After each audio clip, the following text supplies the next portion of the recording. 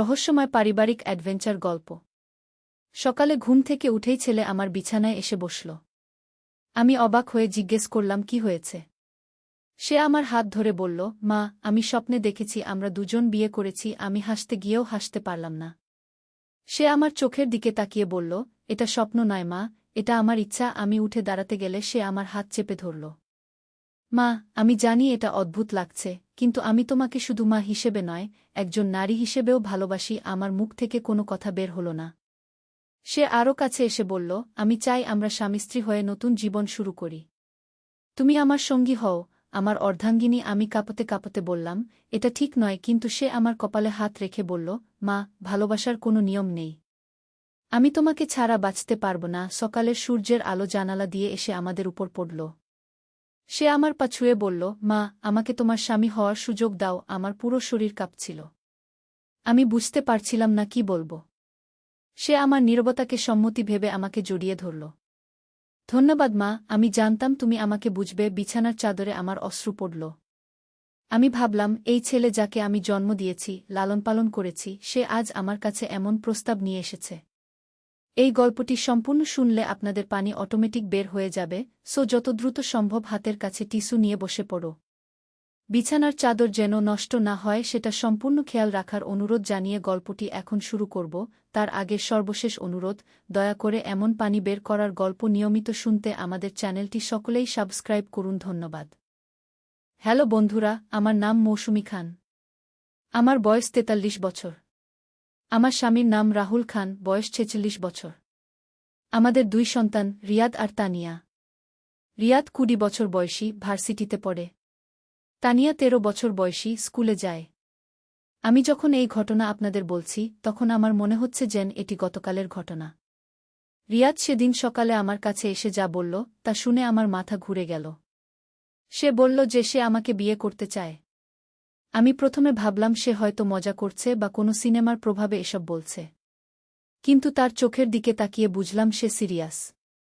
রিয়াদ আমার হাত ধরে রাখল এবং বলল, মা, আমি জানি এটা অদ্ভুত শোনাচ্ছে, কিন্তু রাতে আমি একটা স্বপ্ন দেখেছি।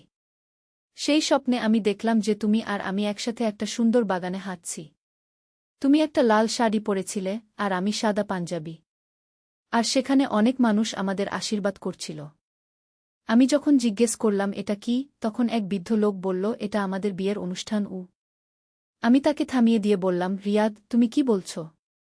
এটা তো শুধুই একটা স্বপ্ন। কিন্তু রিয়াদ আমার কথায় কান দিল না।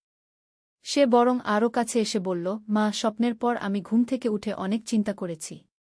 আমি বুঝেছি যে আমি তোমাকে শুধু মা হিসেবেই ভালোবাসি না। তোমার প্রতি আমার অন্যরকম অনুভূতিও আছে। তুমি এত সুন্দর, এত যত্নশীল, এত ভালো একজন মানুষ।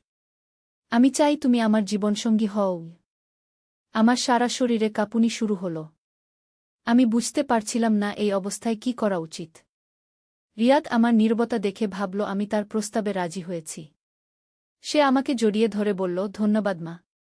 আমি জানতাম তুমি আমাকে বুঝবে। আমি তার থেকে নিজেকে ছাড়িয়ে নিয়ে বললাম, রিয়াদ, তুমি কি বলছ? আমি তোমার মা। এটা একেবারেই ভুল।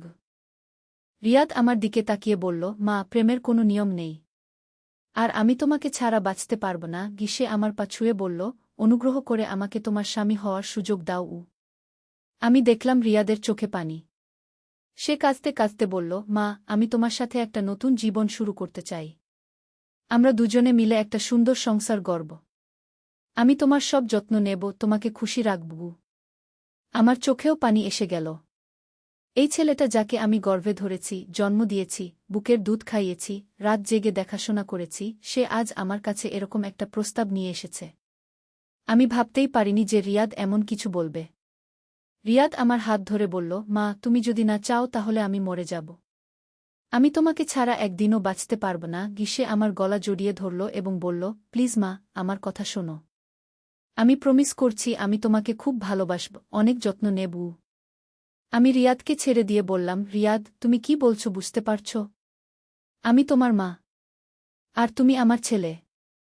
আমাদের মধ্যে এরকম সম্পর্ক হতে পারে না। কিন্তু রিয়াদ আমার কথা শুনল না।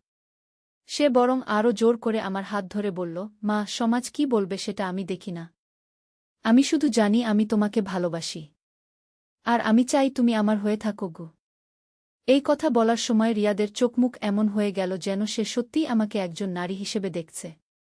আমার গা ছমছম করে উঠল। আমি দ্রুত বিছানা থেকে উঠে দাঁড়ালাম এবং বললাম, রিয়াদ, তুমি ভুল বুঝছ। এটা ঠিক নয়। রিয়াদ আমার পিছু নিয়ে বলল, মা, আমি ভুল বুঝিনি। আমি একেবারে ঠিকই বুঝেছি।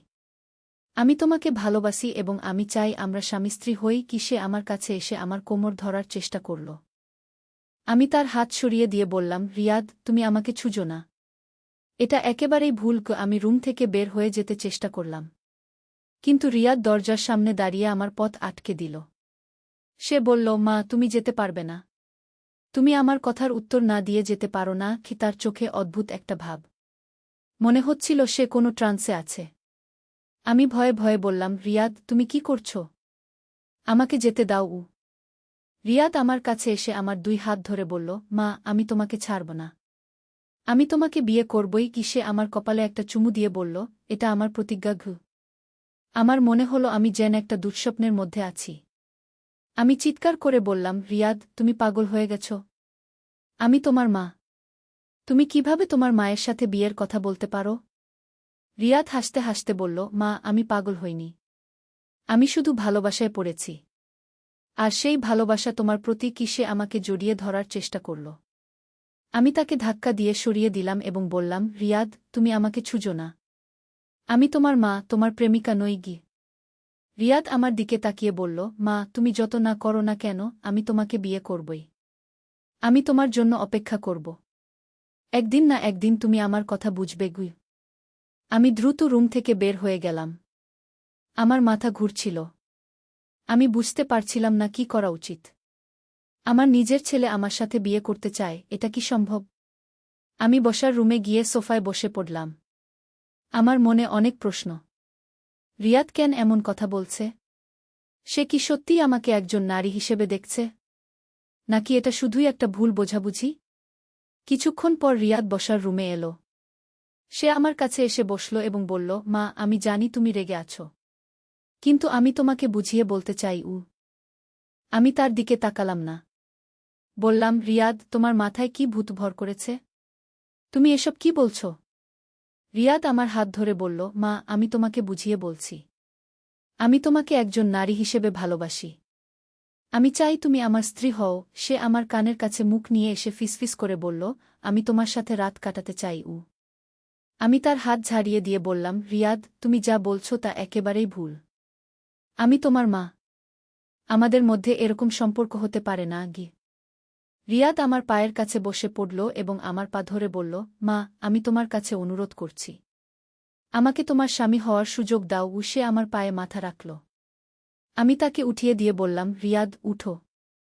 তুমি কি করছ? রিয়াদ উঠে দাঁড়িয়ে বলল, মা, আমি তোমাকে প্রমাণ করে দেখাব যে আমি তোমাকে কতটা ভালোবাসি। সে হঠাৎ করে আমাকে জড়িয়ে ধরল। আমি তাকে ধাক্কা দিয়ে সরিয়ে দিলাম এবং চিৎকার করে বললাম, রিয়াদ, তুমি কি করছ? আমি তোমার মা। এই সময় বাইরে থেকে কার গাড়ির শব্দ শোনা গেল। আমি বুঝলাম রাহুল অফিস থেকে ফিরেছে। আমি রিয়াদের দিকে তাকিয়ে বললাম, তোমার বাবা এসেছে। তুমি তোমার রুমে যাও। কিন্তু রিয়াদ আমার কথা শুনল না। সে বরং আমার কাছে এসে বলল, মা, আমি বাবার সামনেও বলব যে আমি তোমাকে বিয়ে করতে চাই। আমি ভয়ে ভয়ে বললাম, রিয়াদ, তুমি পাগল হয়ে গেছ। তোমার বাবার সামনে এসব বলো না। রাহুল ঘরে ঢুকল এবং আমাদের দেখে বলল, কি হয়েছে? তোমরা কেন এমন করে দাঁড়িয়ে আছো? রিয়াদ রাহুলের দিকে তাকিয়ে বলল, বাবা, আমি মায়ের সাথে একটা গুরুত্বপূর্ণ বিষয় নিয়ে কথা বলছিলাম। রাহুল জিজ্ঞেস করল, কি বিষয়? আমি দ্রুত বললাম, কিছু না, শুধু পড়াশোনার বিষয়ে কথা হচ্ছিল। কিন্তু রিয়াদ বলল, না বাবা, আমি মাকে বলেছি যে আমি তাকে বিয়ে করতে চাই। রাহুল প্রথমে কিছু বুঝল না। সে হাসতে হাসতে বলল, কি বলছ? তুমি তো মাকে বিয়ে করতে পারো না। তুমি হয়তো অন্য কোনো মেয়ের কথা বলতে চাচ্ছ। রিয়াদ গুরুত্ব সহকারে বলল, না বাবা, আমি মাকেই বিয়ে করতে চাই। আমি মাকে একজন নারী হিসেবে ভালোবাসি। রাহুলের মুখের হাসি মিলিয়ে গেল। সে রিয়াদের দিকে তাকিয়ে বলল, রিয়াদ, তুমি কি বলছ? তুমি কি মাথা খারাপ করেছ? রিয়াদ বলল, না বাবা, আমার মাথা একদম ঠিক আছে। আমি সিরিয়াসলি বলছি, আমি মাকে বিয়ে করতে চাই। রাহুল রেগে গিয়ে বলল, রিয়াদ, তুমি কি বাজে কথা বলছ? সে তোমার মা। তুমি কিভাবে তোমার মাকে বিয়ে করার কথা বলতে পারো? রিয়াদ শান্তভাবে বলল, বাবা, প্রেমের কোনো নিয়ম নেই। আমি মাকে ভালোবাসি এবং আমি তাকে বিয়ে করতে চাই। রাহুল রিয়াদের কাছে গিয়ে তাকে চড় মারল। বলল, তুমি কি বলছো বুঝতে পারছ? সে তোমার মা। আর তুমি তার সন্তান। রিয়াদ গাল চেপে ধরে বলল, বাবা, আপনি আমাকে মারতে পারেন, কিন্তু আমি আমার কথা পরিবর্তন করব না। আমি মাকে বিয়ে করবই। রাহুল আরও রেগে গিয়ে বলল, রিয়াদ, তুমি ঘর থেকে বের হয়ে যাও। আমি তোমাকে আর দেখতে চাই না। রিয়াদ আমার দিকে তাকিয়ে বলল, মা, আমি যাচ্ছি, কিন্তু আমি ফিরে আসব। আর তখন আমি তোমাকে বিয়ে করব কি? এই বলে সে ঘর থেকে বের হয়ে গেল। রাহুল আমার দিকে তাকিয়ে বলল, মৌসুমী, এই ছেলের মাথা কি খারাপ হয়ে গেছে? সে কিভাবে এমন কথা বলতে পারে? আমি কাঁদতে কাঁদতে বললাম, আমি জানি না রাহুল। সকালে সে আমার কাছে এসে এসব কথা বলেছে। আমি তো একেবারে অবাক হয়ে গেছি। রাহুল আমাকে সান্ত্বনা দিয়ে বলল, মৌসুমী, তুমি চিন্তা করো না। হয়তো ছেলেটার মানসিক সমস্যা হয়েছে। আমি তাকে ডাক্তারের কাছে নিয়ে যাব। আমি বললাম, রাহুল, আমি কি করব বুঝতে পারছি না। নিজের ছেলে আমাকে বিয়ে করতে চায়, এটা কি সম্ভব? রাহুল বলল, মৌসুমী, এটা হয়তো কোনো মানসিক রোগ। আমি আগামীকালই তাকে সাইকিয়াট্রিস্টের কাছে নিয়ে যাব। কিন্তু এই সময় রিয়াদ আবার ফিরে এলো। সে তার হাতে একটা ছুরি নিয়ে এসেছে। সে বলল, বাবা, আমি মাকে বিয়ে না করতে পারলে আমি আত্মহত্যা করব। রাহুল ভয়ে ভয়ে বলল, রিয়াদ, তুমি কি করছ? ছুরিটা নামিয়ে রাখো। রিয়াদ ছুরিটা নিজের গলায় ধরে বলল, না বাবা, আমি মাকে বিয়ে না করতে পারলে বাঁচব না। আমি কাঁদতে কাঁদতে বললাম, রিয়াদ, তুমি এসব কি করছ? ছুরিটা ফেলে দাও। রিয়াদ আমার দিকে তাকিয়ে বলল, মা, তুমি যদি আমাকে বিয়ে করতে রাজি না হও তাহলে আমি এখনই মরে যাব। আমি আর রাহুল দুজনেই ভয়ে কাঁপছিলাম। রাহুল ধীরে ধীরে রিয়াদের কাছে গিয়ে বলল, রিয়াদ, তুমি শান্ত হও। আমরা তোমার সমস্যার সমাধান করব। রিয়াদ বলল, বাবা, আমার কোনো সমস্যা নেই। আমি শুধু মাকে ভালোবাসি। আর আমি চাই সে আমার স্ত্রী হোক। এই সময় হঠাৎ করে তানিয়া স্কুল থেকে ফিরে এলো। সে দরজায় এসে আমাদের অবস্থা দেখে জিজ্ঞেস করল, কি হয়েছে? ভাইয়া কেন ছুরি হাতে নিয়ে দাঁড়িয়ে আছে? রিয়াদ তানিয়ার দিকে তাকিয়ে বলল, তানিয়া, আমি মাকে বিয়ে করতে চাই, কিন্তু মা আর বাবা রাজি হচ্ছে না। তানিয়া প্রথমে কিছু বুঝল না। সে বলল, ভাইজা, তুমি কি বলছ? তুমি তো মাকে বিয়ে করতে পারো না। রিয়াদ বলল, কেন পারব না? আমি মাকে ভালোবাসি। আর আমি চাই সে আমার স্ত্রী হোক। তানিয়া ভয়ে ভয়ে আমার কাছে এসে দাঁড়াল। সে বলল, মা, ভাইয়ার কি হয়েছে? সে কেন এমন কথা বলছে? আমি তানিয়াকে জড়িয়ে ধরে বললাম, তানিয়া, তোমার ভাইয়ার মাথা একটু খারাপ হয়ে গেছে। রিয়াদ রেগে গিয়ে বলল, মা, আমার মাথা খারাপ হয়নি। আমি একেবারে সুস্থ আছি।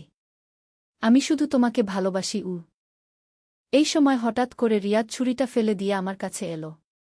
সে আমাকে জোর করে জড়িয়ে ধরে বলল, মা, আমি তোমাকে এখনই বিয়ে করতে চাই। আমি তাকে ছেড়ে দিতে চেষ্টা করলাম, কিন্তু সে আমাকে শক্ত করে ধরে রাখল। সে আমার কানের কাছে ফিসফিস করে বলল, মা, আমি তোমার সাথে আমাদের বিয়ের রাত কাটাতে চাই। আমি চিৎকার করে বললাম, রিয়াদ, তুমি আমাকে ছাড়ো। রাহুল দৌড়ে এসে রিয়াদকে আমার থেকে ছাড়িয়ে দিল। সে রিয়াদকে ধাক্কা দিয়ে বলল, রিয়াদ, তুমি তোমার মায়ের সাথে কি আচরণ করছ? রিয়াদ বলল, বাবা, আমি আমার স্ত্রীর সাথে প্রেম করতে চাই। এতে আপনার কি সমস্যা? রাহুল রেগে গিয়ে রিয়াদকে আরেকটা চড় মারল। বলল, রিয়াদ, তুমি একেবারে পাগল হয়ে গেছ। রিয়াদ গাল চেপে ধরে বলল, বাবা, আপনি যত চাইতে পারেন আমাকে মারতে পারেন, কিন্তু আমি আমার সিদ্ধান্ত পরিবর্তন করব না। এই সময় আমাদের পাশের বাড়ির আন্টি এসে দরজায় কড়া নাড়ল। তিনি বললেন, কি হয়েছে? এত চিৎকার চেঁচামেচি কেন? রাহুল দরজা খুলে বলল, কিছু না, শুধু একটা ছোট সমস্যা। কিন্তু রিয়াদ চিৎকার করে বলল, আন্টি, আমি আমার মাকে বিয়ে করতে চাই, কিন্তু আমার বাবা মা রাজি হচ্ছে না। আন্টি অবাক হয়ে বললেন, কি বলছ? তুমি কি মাথা খারাপ করেছ? রিয়াদ বলল, না আন্টি, আমার মাথা ঠিক আছে। আমি সত্যিই আমার মাকে বিয়ে করতে চাই। আন্টি আমাদের দিকে তাকিয়ে বললেন, এই ছেলেটার কি হয়েছে? সে কিভাবে এমন কথা বলতে পারে? রাহুল বলল, আপা, ছেলেটার মানসিক সমস্যা হয়েছে। আমি তাকে ডাক্তারের কাছে নিয়ে যাব। রিয়াদ বলল, আন্টি, আপনি বলেন, প্রেমের কি কোনো বয়স আছে? আর প্রেমের কি কোনো সম্পর্কের বাঁধাধরা নিয়ম আছে? আন্টি বললেন, রিয়াদ, তুমি কি বলছ? সে তোমার মা। তুমি কিভাবে তোমার মায়ের সাথে বিয়ের কথা বলতে পারো? রিয়াদ বলল, আন্টি, আমি জানি এটা অদ্ভুত শোনাচ্ছে, কিন্তু আমি সত্যিই আমার মাকে ভালোবাসি গি। আন্টি মাথা নেড়ে বললেন, এই ছেলের মাথা সত্যিই খারাপ হয়ে গেছে। তিনি চলে গেলেন। রিয়াদ আবার আমার কাছে এসে বলল, মা দেখো, সবাই আমাদের বিরুদ্ধে, কিন্তু আমি তোমাকে ছাড়ব না গি। আমি কাঁদতে কাঁদতে বললাম, রিয়াদ, তুমি কি করছ? আমি তোমার মা। আমাদের মধ্যে এরকম সম্পর্ক হতে পারে না গি। রিয়াদ আমার চোখের পানি মুছে দিয়ে বলল, মা, তুমি কেঁদো না। আমি তোমাকে খুব ভালোবাসি। আর আমি প্রমিস করছি আমি তোমাকে খুব খুশি রাখব গু। এই সময় হঠাৎ করে রিয়াদ মেঝেতে পড়ে গেল। তার সারা শরীর কাঁপতে শুরু করল। তার মুখ দিয়ে ফেনা বের হচ্ছিল। আমি ভয়ে ভয়ে বললাম, রাহুল, রিয়াদের কি হয়েছে? রাহুল দৌড়ে এসে রিয়াদকে ধরল। সে বলল, মনে হচ্ছে এপিলেপসির অ্যাটাক হয়েছে গি। আমি কাঁদতে কাঁদতে বললাম, তাড়াতাড়ি হাসপাতালে নিয়ে চলো। রাহুল রিয়াদকে কোলে তুলে গাড়িতে নিয়ে গেল। আমি আর তানিয়া তাদের সাথে গেলাম। হাসপাতালে ডাক্তার রিয়াদকে পরীক্ষা করার পর বলল, রোগীর ব্রেইনে একটা টিউমার আছে। এটার কারণেই তার আচরণ অস্বাভাবিক হয়ে গেছে গি। আমি অবাক হয়ে বললাম, ডাক্তার, এর মানে কি? ডাক্তার বলল, ব্রেইন টিউমারের কারণে রোগীর আচরণে পরিবর্তন আসে। সে যা বলছিল সেটা তার নিজের কথা ছিল না। টিউমারের প্রভাবে সে এমন কথা বলছিল গু। রাহুল জিজ্ঞেস করল, ডাক্তার, এর চিকিৎসা কি? ডাক্তার বলল, অপারেশন করে টিউমার বের করতে হবে। তারপর সে আগের মতো স্বাভাবিক হয়ে যাবে গু। আমার চোখে আনন্দের অশ্রু এলো। আমি বুঝলাম যে রিয়াদ আসলে অসুস্থ ছিল। সে নিজের মতো করে কথা বলেনি। পরের দিন রিয়াদের অপারেশন হল। অপারেশনের পর যখন সে জ্ঞান ফিরে পেল, তখন সে আগের মতোই স্বাভাবিক ছিল। রিয়াদ আমার দিকে তাকিয়ে বলল, মা, আমি কোথায়? আমার কি হয়েছিল? আমি তার কপালে হাত বুলিয়ে বললাম, তুমি অসুস্থ ছিলে। এখন তুমি সুস্থ হয়ে গেছ গু। রিয়াদ বলল, মা, আমার মনে হচ্ছে আমি কি যেন অদ্ভুত সব কথা বলেছিলাম। আমি কি তোমার সাথে খারাপ ব্যবহার করেছিলাম? আমি তাকে জড়িয়ে ধরে বললাম, না বেটা, তুমি কিছু করনি। তুমি অসুস্থ ছিলে গু। রিয়াদ কাঁদতে কাঁদতে বলল, মা, আমি জানি আমি কি বলেছিলাম। আমি তোমার কাছে ক্ষমা চাই। আমি তার চোখের পানি মুছে দিয়ে বললাম, বেটা, তুমি দোষী নও। তুমি অসুস্থ ছিলে গু। রাহুল এসে রিয়াদের কপালে হাত রাখল। বলল, ছেলে, তুমি এখন সুস্থ হয়ে গেছ। আগের সব ভুলে যাও। তানিয়া এসে রিয়াদকে জড়িয়ে ধরল। বলল, ভাইজা, আমি ভেবেছিলাম তুমি সত্যিই পাগল হয়ে গেছ গু। রিয়াদ হাসতে হাসতে বলল, আমি পাগল হইনি। আমি শুধু অসুস্থ ছিলাম গু। ডাক্তার এসে বলল, রোগী এখন সম্পূর্ণ সুস্থ। আপনারা তাকে বাড়ি নিয়ে যেতে পারেন গু। আমরা রিয়াদকে নিয়ে বাড়ি ফিরে এলাম। বাড়ি এসে রিয়াদ আমার কাছে এসে বলল, মা, আমি যা কিছু বলেছিলাম তার জন্য আমি খুবই দুঃখিত গু। আমি তাকে জড়িয়ে ধরে বললাম, বেটা, তুমি দোষী নও। তুমি অসুস্থ ছিলে। এখন সব ভুলে যাও। রিয়াদ বলল, মা, আমি কখনো তোমার সাথে এমন আচরণ করতে চাইনি। আমি তোমাকে খুব সম্মান করি। আমি বললাম, আমি জানি বেটা। তুমি একটা ভালো ছেলে গু। রাহুল এসে আমাদের দেখে হাসল। বলল, আমাদের সংসারে আবার শান্তি ফিরে এসেছে গি। তানিয়া খুশি হয়ে বলল, এখন আমাদের পরিবার আবার আগের মতো হয়ে গেছে গি। আমি মনে মনে ভাবলাম, কত অদ্ভুত একটা অভিজ্ঞতা হয়ে গেল। আমার নিজের ছেলে আমাকে বিয়ে করতে চেয়েছিল, কিন্তু সেটা তার নিজের ইচ্ছা ছিল না। সেটা ছিল তার ব্রেইন টিউমারের প্রভাব। সেই রাতে আমি রাহুলকে বললাম, এই কয়দিন কত কঠিন ছিল। আমি ভেবেছিলাম রিয়াদ সত্যিই আমার প্রতি এমন অনুভূতি রাখে গু। রাহুল বলল, মৌসুমী, ভালো হয়েছে যে আমরা সময়মতো বুঝতে পেরেছি যে রিয়াদের মানসিক সমস্যা আছে। না হলে আমাদের পরিবার ভেঙে যেতে পারত। আমি বললাম, হ্যাঁ, আল্লাহর রহমতে সব ঠিক হয়ে গেছে গিউ। পরের দিন সকালে রিয়াদ আমার কাছে এসে বলল, মা, আমি কলেজে যাচ্ছি। আমি আমার স্বাভাবিক জীবন শুরু করতে চাই। আমি তার কপালে চুমু দিয়ে বললাম, যাও বেটা। তোমার লেখাপড়া চালিয়ে যাও। রিয়াদ চলে যাওয়ার পর আমি ভাবলাম কত দ্রুত সবকিছু পরিবর্তন হয়ে গেল। কালকে যে ছেলে আমাকে বিয়ে করতে চেয়েছিল, আজ সে আবার আমার প্রিয় সন্তান হয়ে গেল। এই ঘটনার পর আমাদের পরিবারে আবার শান্তি ফিরে এসেছে। রিয়াদ এখন স্বাভাবিক জীবনযাপন করছে। সে তার পড়াশোনায় মনোযোগ দিয়েছে এবং তার বন্ধুদের সাথে স্বাভাবিক সম্পর্ক বজায় রাখছে। আমি মাঝে মাঝে ভাবি, যদি আমরা ডাক্তারের কাছে না যেতাম তাহলে কি হতো? রিয়াদের টিউমার আরও বড় হয়ে যেত এবং তার আচরণ আরও অস্বাভাবিক হয়ে যেত। এই অভিজ্ঞতা আমাকে শিখিয়েছে যে কোনো কিছুর জন্য তাড়াহুড়ো করে সিদ্ধান্ত নেওয়া উচিত নয়। আমি প্রথমে ভেবেছিলাম রিয়াদ সত্যিই আমার প্রতি অন্যরকম অনুভূতি রাখে। কিন্তু পরে জানতে পারলাম যে সেটা তার অসুস্থতার কারণে হয়েছিল। আজ রিয়াদ একজন সুস্থ স্বাভাবিক যুবক। সে তার ভবিষ্যৎ নিয়ে পরিকল্পনা করছে। সে বলেছে যে সে একদিন বিয়ে করবে এবং একটা সুখী সংসার গড়বে। আমিও চাই সে একটা ভালো মেয়েকে বিয়ে করুক এবং খুশি থাকুক। এই গল্পটি আমার জীবনের সবচেয়ে কঠিন অভিজ্ঞতা। কিন্তু এটা আমাকে অনেক কিছু শিখিয়েছে। প্রথমত, কোনো সমস্যার জন্য তাড়াহুড়ো করে বিচার না করা। দ্বিতীয়ত, চিকিৎসা বিজ্ঞানের উপর আস্থা রাখা। তৃতীয়ত, পরিবারের সদস্যদের প্রতি ধৈর্য রাখা। আমি আশা করি এই গল্প শুনে আপনারা বুঝতে পারবেন যে কখনো কখনো আমাদের প্রিয়জনদের অস্বাভাবিক আচরণের পিছনে কোনো চিকিৎসা সংক্রান্ত কারণ থাকতে পারে। তাই তাড়াহুড়ো করে কোনো সিদ্ধান্ত নেওয়ার পরিবর্তে ধৈর্য ধরে সমস্যার মূল কারণ খুঁজে বের করা উচিত। আজ আমাদের পরিবার সুখে শান্তিতে আছে। রিয়াদ তার স্বাভাবিক জীবন ফিরে পেয়েছে। তানিয়া তার পড়াশোনায় মনোযোগ দিয়েছে। রাহুল তার কাজে ব্যস্ত। আর আমি আমার সংসারের দেখাশোনা করছি। সবকিছু আগের মতোই স্বাভাবিক হয়ে গেছে। রহস্যময় ও রোমাঞ্চকর পারিবারিক গল্প। গত রাতে লোডশেডিং হওয়ার পর মোমবাতির আলো ছেলের সাথে কথা বলতে বলতে এমন কিছু হল। গত রাতে হঠাৎ লোডশেডিং হয়ে গেল। ছেলে মোমবাতি জ্বালিয়ে আনল। বলল, মা, আজ মোমবাতির আলো আড্ডা দেই কি? আমরা বসার ঘরে বসলাম। মোমবাতির আলো আমাদের মুখে পড়ছিল। এই আলো তোমাকে খুব সুন্দর লাগছে মা, সে বলল।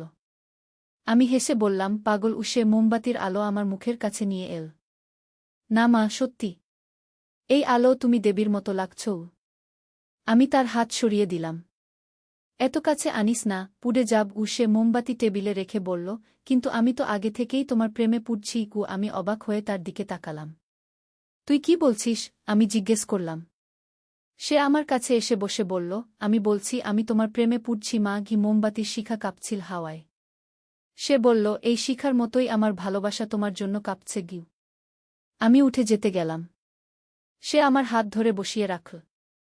মা, আমার কথা শোনো। তার চোখে মোমবাতির আলো প্রতিফলিত হচ্ছিল। আমি তোমাকে ভালোবাসি।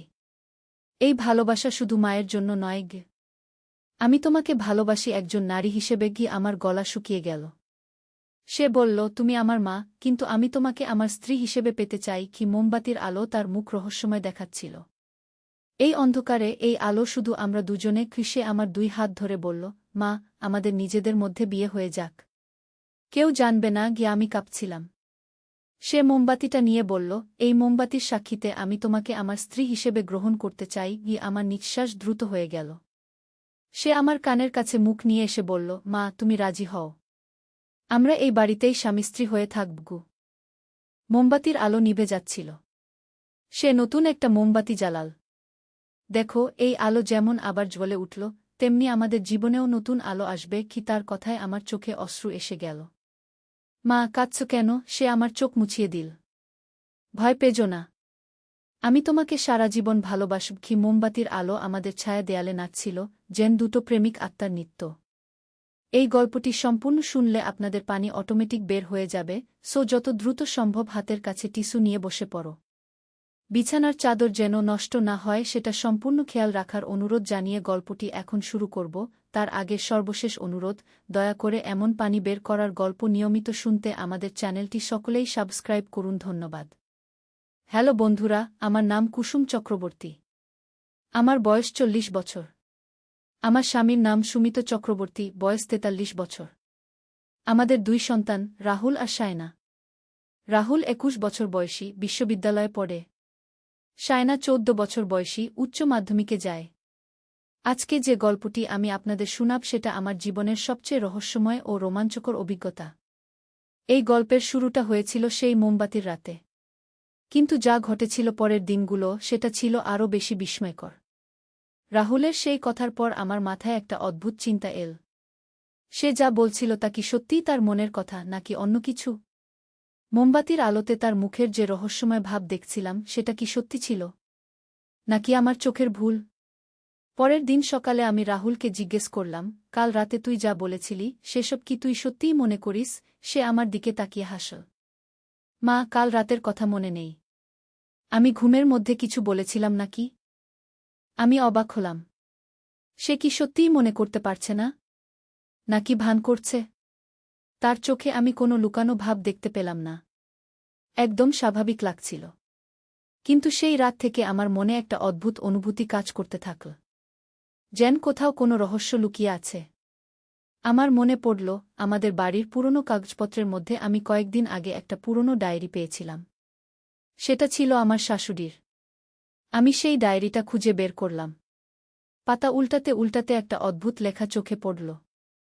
সেখানে লেখা ছিল, মোমবাতির রাতে যে কথা বলা হয় সেসব কথা বলার মানুষের মনে থাকে না, কিন্তু যে শোনে তার মনে গেঁথে যায়। এটা আমাদের বাড়ির একটা রহস্যও। আমার গায়ে কাঁটা দিয়ে উঠল। এই কথার মানে কি? আমি আরও পড়তে থাকলাম। পরের পাতায় লেখা ছিল, এই বাড়িতে বহু আগে একজন তান্ত্রিক থাকত। সে এখানে এক ধরনের মন্ত্র পুঁতে দিয়ে গেছে। মোমবাতির আলো মানুষের মনের গভীরের কথা বের হয়ে আসে, কিন্তু পরে সে নিজেই ভুলে যায়। আমার মাথা ঘুরে উঠল। তাহলে কি রাহুল সত্যিই আমাকে সেইভাবে ভালোবাসে, নাকি এটা শুধু সেই মন্ত্রের প্রভাব? আমি আরও পড়লাম। এই মন্ত্রের প্রভাব ভাঙানোর একটাই উপায়। মোমবাতির আলো সত্যিকারের ভালোবাসার কথা বললে সেটা মানুষের মনে থেকে যায়, আর মিথ্যা বা মন্ত্রের প্রভাবে বললে ভুলে যায়। তার মানে রাহুল যা বলেছিল তা কি সত্যি ছিল? আমার মন অস্থির হয়ে উঠল। আমি ঠিক করলাম আরেকটা পরীক্ষা করব। সেই রাতে আবার লোডশেডিং হল। আমি রাহুলকে মোমবাতি জ্বালাতে বললাম। আমরা আবার বসার ঘরে বসলাম। মোমবাতির আলো আমাদের মুখে পড়ছিল। আমি সাহস করে জিজ্ঞেস করলাম, রাহুল, তুই আমাকে কেমন ভালোবাসিস? সে আমার দিকে তাকিয়ে বলল, মা, তুমি আমার সবকিছু। আমার জীবনের সবচেয়ে প্রিয় মানুষ। কিন্তু আমি জানি আমার জায়গা। তুমি আমার মা, আমি তোমার ছেলে। এই সম্পর্কই আমার কাছে সবচেয়ে পবিত্র। আমি স্বস্তির নিঃশ্বাস ফেললাম। তাহলে আগের রাতের কথাগুলো সত্যিই মন্ত্রের প্রভাব ছিল। কিন্তু তখনই রাহুল আরও বলল, তবে মা, আমি তোমাকে একটা কথা বলি। আমি মনে মনে একটা মেয়েকে ভালোবাসি, কিন্তু তাকে প্রপোজ করার সাহস পাচ্ছি না আগে। আমি খুশি হলাম। কে সে? কোথায় দেখেছিস তাকে? তার নাম প্রিয়া। আমাদের কলেজেই পড়ে। খুবই ভালো মেয়ে।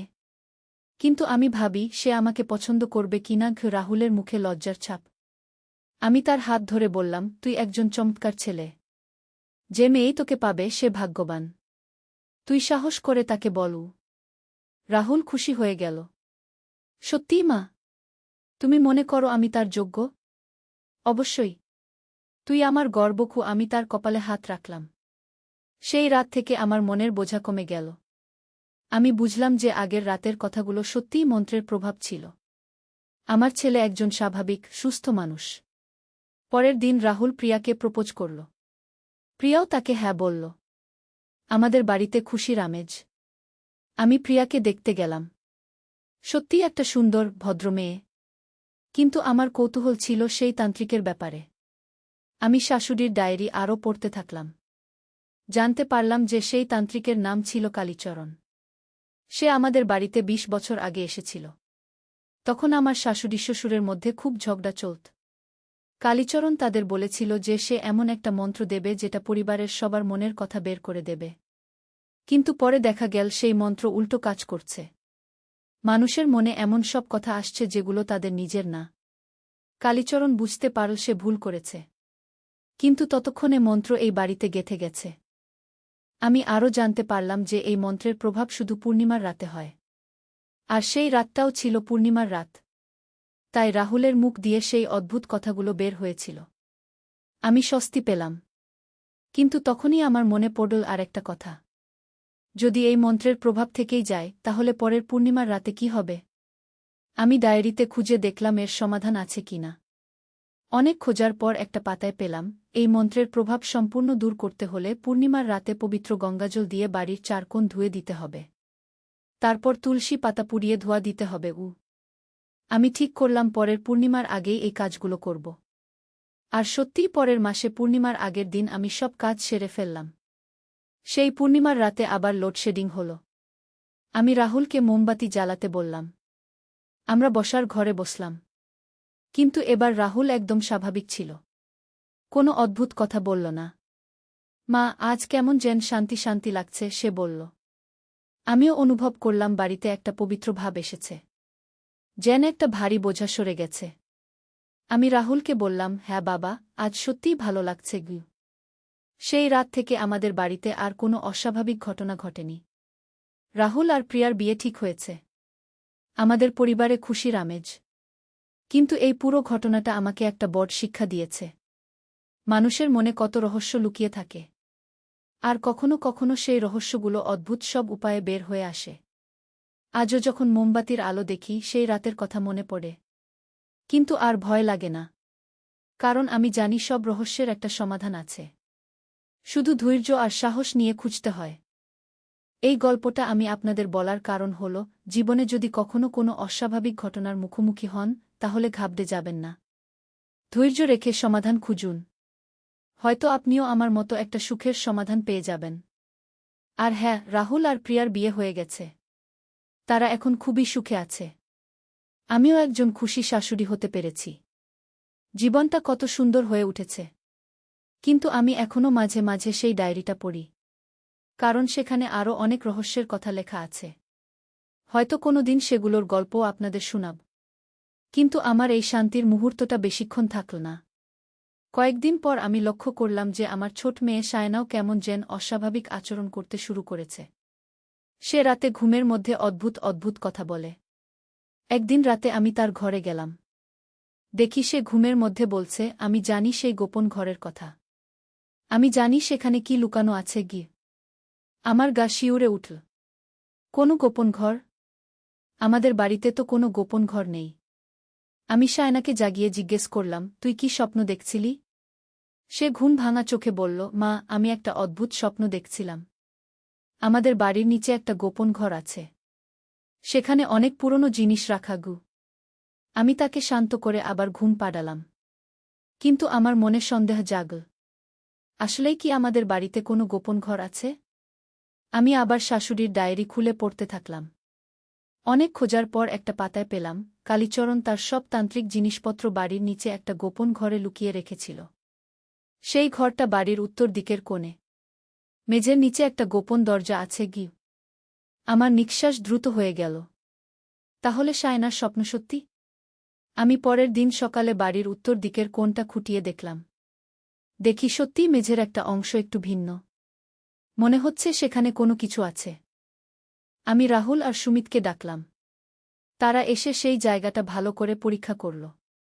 রাহুল বলল, মা, এখানে সত্যিই কিছু একটা আছে মনে হচ্ছে কি। সুমিত একটা হাতুড়ি দিয়ে সেখানে টোকা দিল। শুনতে পেলাম খোলা জায়গার আওয়াজ। আমরা সেই অংশটা খুলে ফেললাম। দেখি সত্যিই নিচে একটা গোপন ঘর। সেখানে একটা সিঁড়ি নেমে গেছে। আমি প্রথমে নিচে নামতে ভয় পেলাম। কিন্তু কৌতূহল যেতে গেল। রাহুল একটা টর্চলাইট নিয়ে আগে নামল। আমি আর সুমিত পেছনে পেছনে নামলাম। নিচে গিয়ে দেখি একটা ছোট ঘর। সেখানে অনেক পুরনো বই, কিছু ধাতুর জিনিস আর একটা বড় আয়না। আমি সেই বইগুলো দেখলাম। সব তান্ত্রিক মন্ত্রের বই। একটা বইতে দেখলাম আমাদের বাড়ির ছবি আঁকা আছে। আর সেই ছবির সাথে লেখা, এই বাড়িতে বহু আত্মার বাস। তারা শুধু পূর্ণিমার রাতে জেগে ওঠে গি। আমার গায়ে কাঁটা দিয়ে উঠল। আত্মা? আমি আরও পড়তে থাকলাম। জানতে পারলাম যে কালীচরণ এই বাড়িতে শুধু মন্ত্রই পুঁতে দিয়ে যায়নি। সে কিছু আত্মাকেও ডেকে এনে এখানে বেঁধে রেখেছিল। সেই বইতে লেখা ছিল, এই আত্মারা ক্ষতিকারক নয়। তারা শুধু মানুষের মনের গভীরের কথা জানতে চায়। পূর্ণিমার রাতে তারা মানুষের মুখ দিয়ে কথা বলে গি। আমি বুঝতে পারলাম যে রাহুলের মুখ দিয়ে সেই রাতে যে কথাগুলো বেরিয়েছিল সেগুলো আসলে কোনো আত্মার প্রভাব ছিল। আর সায়নাও হয়তো এই আত্মাদের প্রভাবে এই গোপন ঘরের কথা জানতে পেরেছে। আমি আরও খুঁজতে থাকলাম। দেখলাম একটা বইতে লেখা, এই আত্মাদের মুক্ত করার উপায় হল তাদের সাথে কথা বলা। তাদের বুঝানো যে তারা এখানে আটকে থাকার প্রয়োজন নেই। আমি সুমিত আর রাহুলকে বললাম, আমাদের এই আত্মাদের সাথে কথা বলতে হবে। তারা প্রথমে অবিশ্বাস করল, কিন্তু আমি তাদের সব বুঝিয়ে বললাম। সেই রাতে আমরা আবার সেই গোপন ঘরে নামলাম। আমি সেই আয়নার সামনে দাঁড়িয়ে বললাম, আমি জানি তোমরা এখানে আছো। আমাদের সাথে কথা বলো। প্রথমে কিছুই হল না। তারপর হঠাৎ সেই আয়নায় একটা ছায়া দেখা গেল। একটা কণ্ঠস্বর শোনা গেল, আমরা বহু বছর এখানে আটকে আছি। কালীচরণ আমাদের এখানে বেঁধে রেখেছে। আমি সাহস করে বললাম, তোমরা কেন এখানে আটকে থাকতে চাও? তোমরা তো চাইলে চলে যেতে পারগু। সেই কণ্ঠস্বর বলল, আমরা ভেবেছিলাম মানুষদের সাহায্য করব। তাদের মনের কথা জেনে তাদের সমস্যার সমাধান করব। কিন্তু এখন আমরা বুঝতে পারছি যে আমাদের হস্তক্ষেপে মানুষের ক্ষতি হচ্ছে। আমি বললাম, তোমরা ভালো উদ্দেশ্যেই কাজ করেছিলে। কিন্তু এখন সময় এসেছে তোমাদের নিজেদের জায়গায় ফিরে যাওয়ার। সেই আত্মার কণ্ঠস্বর কেমন যেন দুঃখভরা শোনাল। আমরা যেতে চাই, কিন্তু জানি না কিভাবে যাব। আমি সেই তান্ত্রিক বই থেকে পড়ে জানতে পেরেছিলাম যে এই আত্মাদের মুক্ত করার একটা মন্ত্র আছে। আমি সেই মন্ত্রটা পড়তে শুরু করলাম। ওম গং গণপতয়ে নম। আত্মা মুক্তি মন্ত্র। যেই আমি মন্ত্র শেষ করলাম, অমনি একটা শীতল হাওয়া বয়ে গেল সেই ঘরে। আয়নায় সেই ছায়া আস্তে আস্তে মিলিয়ে গেল। সেই কণ্ঠস্বর শেষবারের মতো বলল, ধন্যবাদ। আমরা এখন মুক্ত। তোমাদের বাড়িতে আর কোনো অস্বাভাবিকতা হবে না। সেই রাতের পর থেকে আমাদের বাড়িতে সত্যিই শান্তি নেমে এল। শায়নার অদ্ভুত স্বপ্ন বন্ধ হয়ে গেল। রাহুল আর প্রিয়া তাদের বিয়ের পরিকল্পনা মগ্ন হয়ে গেল। কিন্তু আমার মনে একটা প্রশ্ন রয়ে গেল, সেই কালীচরণ এসব কেন করেছিল? আমি আরও খোঁজাখুঁজি করলাম। পাড়ার বয়স্ক লোকদের কাছ থেকে জানতে পারলাম যে কালীচরণ আসলে একজন ভালো মানুষ ছিল। সে মানুষের উপকার করতে চেয়েছিল, কিন্তু তার তান্ত্রিক বিদ্যায় ভুল ছিল। একদিন আমি পাড়ার সবচেয়ে বয়স্ক মানুষ করিম চাচার কাছে গেলাম। উনি আমাকে বললেন, কালীচরণ ছিল আমার বন্ধু। সে চেয়েছিল সব পরিবারে শান্তি আনতে, কিন্তু সে ভুল পথে গিয়েছিল। কী রকম ভুল? আমি জিজ্ঞেস করলাম। করিম চাচা বললেন, সে ভেবেছিল মানুষের মনের গোপন কথা জানলে তাদের সমস্যা সমাধান করা সহজ হবে। কিন্তু সে বুঝতে পারেনি যে কিছু কথা গোপন থাকাটাই ভালো। আমি সব শুনে বুঝতে পারলাম যে কালীচরণের উদ্দেশ্য ভালো ছিল, কিন্তু তার পদ্ধতি ভুল ছিল। আর সেই ভুলের খেসারত আমাদের দিতে হয়েছে। কয়েকদিন পর রাহুল আর প্রিয়ার বিয়ে হয়ে গেল। খুবই সুন্দর একটা অনুষ্ঠান হল। আমি খুশি ছিলাম যে সব সমস্যার সমাধান হয়ে গেছে।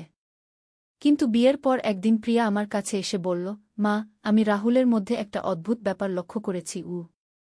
আমার মন খারাপ হয়ে গেল। কী রকম অদ্ভুত ব্যাপার? প্রিয়া বলল, রাহুল মাঝে মাঝে ঘুমের মধ্যে অদ্ভুত কথা বলে। সে বলে যে সে ভবিষ্যৎ দেখতে পাচ্ছে। আমি চিন্তিত হয়ে পড়লাম। তাহলে কি আমাদের বাড়ির সমস্যা এখনও শেষ হয়নি? আমি আবার সেই তান্ত্রিক বইগুলো খুঁজে বের করলাম। পড়তে গিয়ে জানতে পারলাম যে কিছু কিছু মানুষের মধ্যে প্রাকৃতিকভাবে ভবিষ্যৎ দেখার ক্ষমতা থাকে।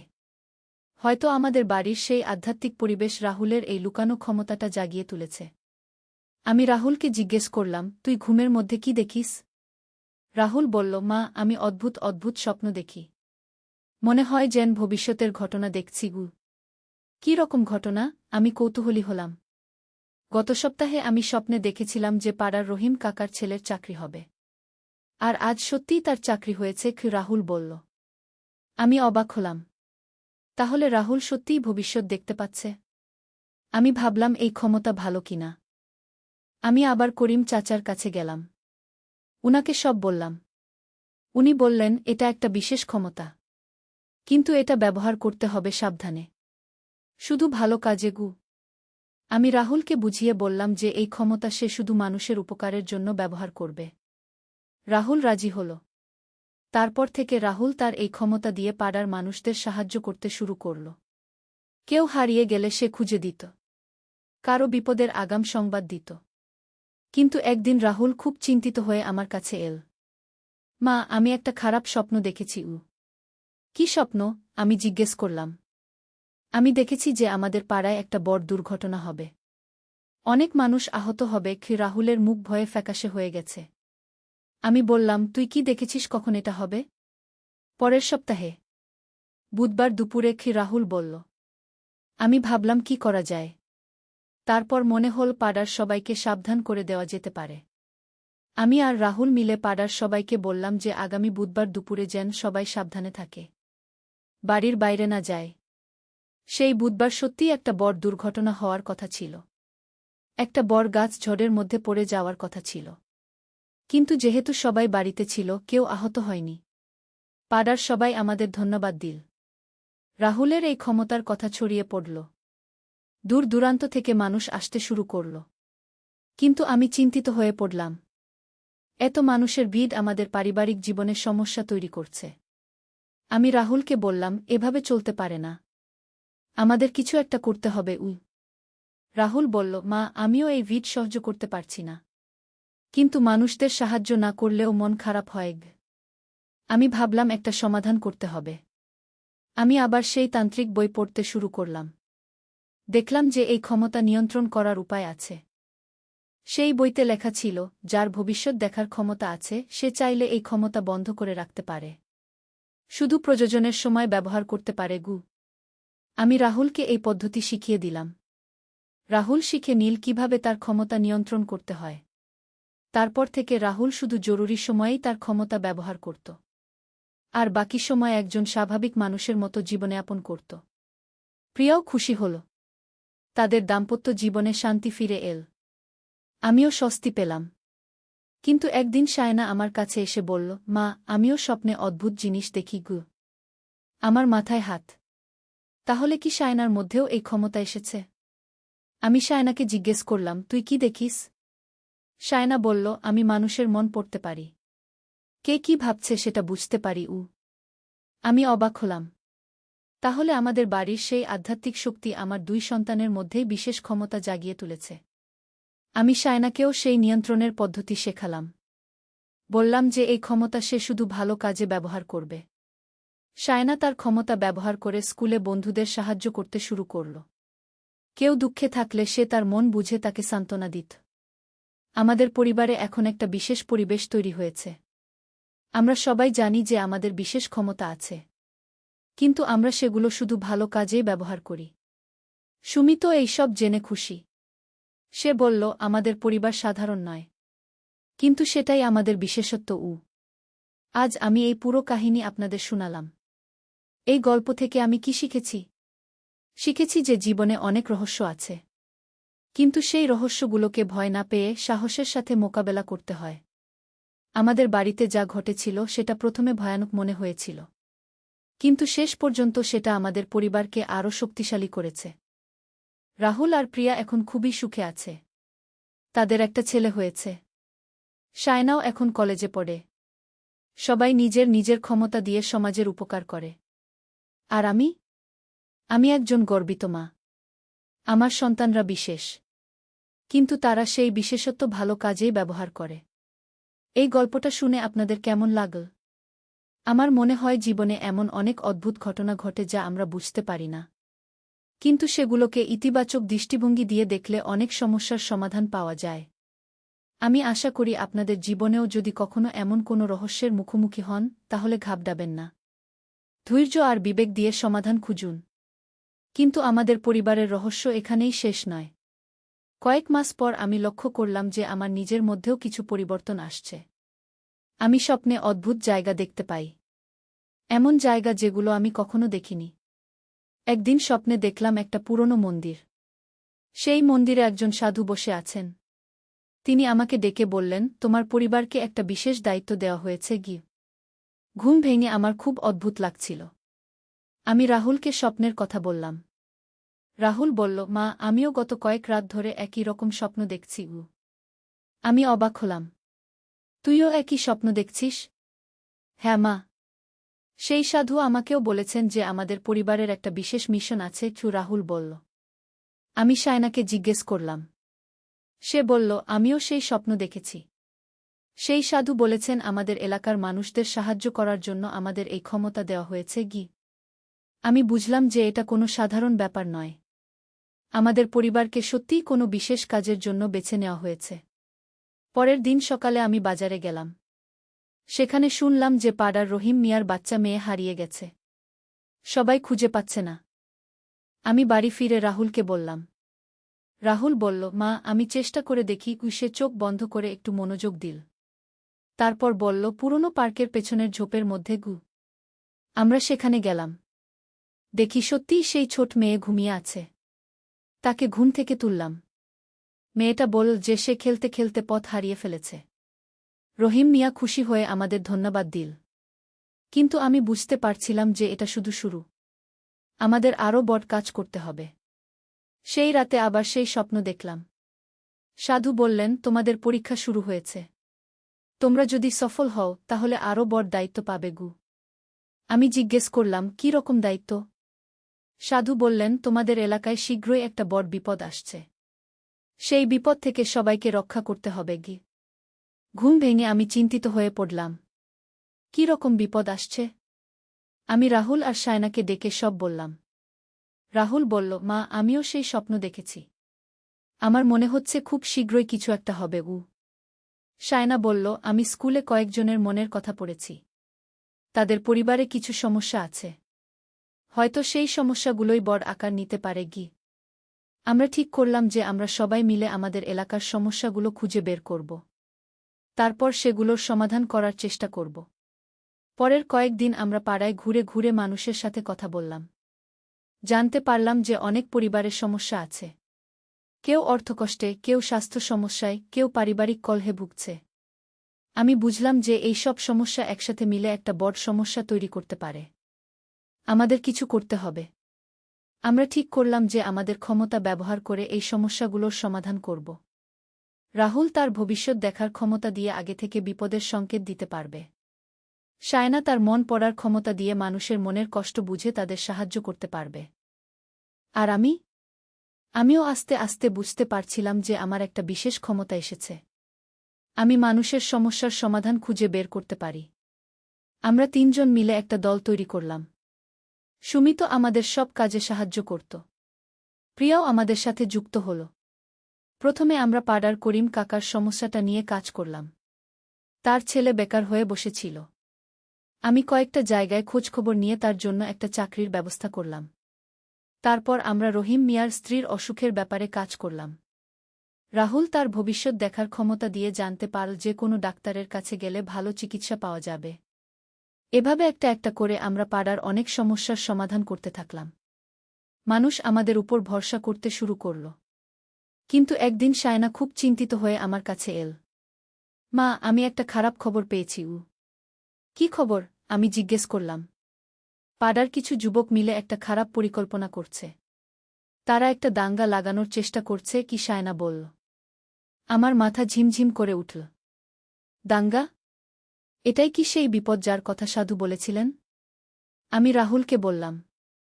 রাহুল চোখ বন্ধ করে একটু মনোযোগ দিল। তারপর বলল, মা, আমি দেখতে পাচ্ছি যে পরের শুক্রবার জুমার নামাজের পর এখানে বড় একটা ঝগড়া হবে। সেটা থেকে দাঙ্গা ছড়িয়ে যেতে পারে গু। আমি ভাবলাম কি করা যায়। আমাদের তো পুলিশে খবর দেওয়া উচিত। কিন্তু তাহলে আমাদের ক্ষমতার কথা প্রকাশ হয়ে যাবে। আমি আবার সেই সাধুর স্বপ্ন দেখলাম। তিনি বললেন, পুলিশের সাহায্য নিও। কিন্তু তোমাদের ক্ষমতার কথা গোপন রাখো গু। আমি স্থানীয় থানার ওসি সাহেবের সাথে দেখা করলাম। তাকে বললাম যে আমি শুনেছি কিছু উগ্র যুবক দাঙ্গার পরিকল্পনা করছে। তিনি আমার কথা গুরুত্ব সহকারে শুনলেন। সেই শুক্রবার পুলিশ বিশেষ ব্যবস্থা নিল। সত্যিই কিছু উগ্র লোক ঝগড়া লাগানোর চেষ্টা করল। কিন্তু পুলিশ আগে থেকেই প্রস্তুত থাকায় সবকিছু নিয়ন্ত্রণে রাখতে পারল। ওসি সাহেব পরে আমাকে ধন্যবাদ দিলেন। আপনার তথ্যের কারণে একটা বড় দুর্ঘটনা এড়ানো গেল। আমি খুশি হলাম যে আমরা আমাদের প্রথম বড় পরীক্ষায় উত্তীর্ণ হয়েছি। কিন্তু আমি জানতাম যে এটা শুধু শুরু। সেই রাতে আবার সাধুর স্বপ্ন দেখলাম। তিনি খুশি মনে বললেন, তোমরা প্রথম পরীক্ষায় পাস করেছ।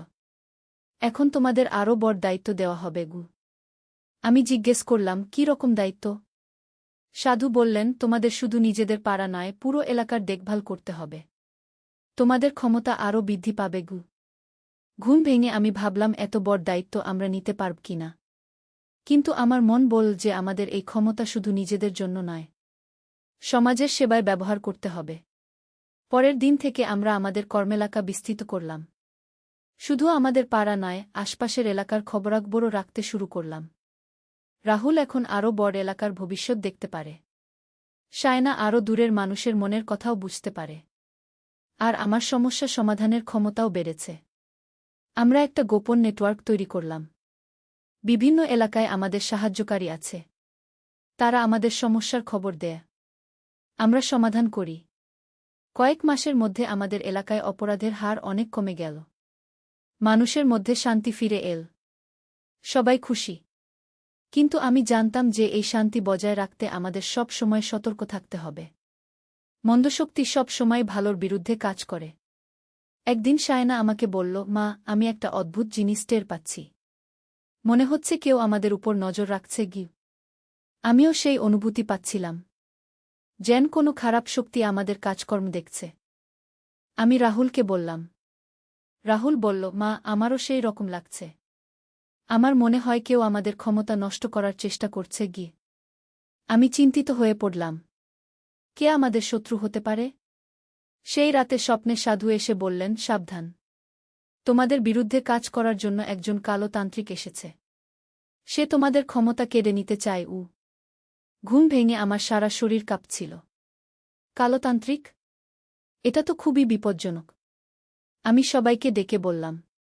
সুমিত বলল, আমাদের কি করা উচিত? আমি বললাম, আমাদের আরও সাবধান থাকতে হবে। আর আমাদের ক্ষমতা আরও শক্তিশালী করতে হবে গি। আমরা একসাথে মিলে প্রতিদিন ধ্যান করতে শুরু করলাম। আমাদের আধ্যাত্মিক শক্তি বৃদ্ধির জন্য।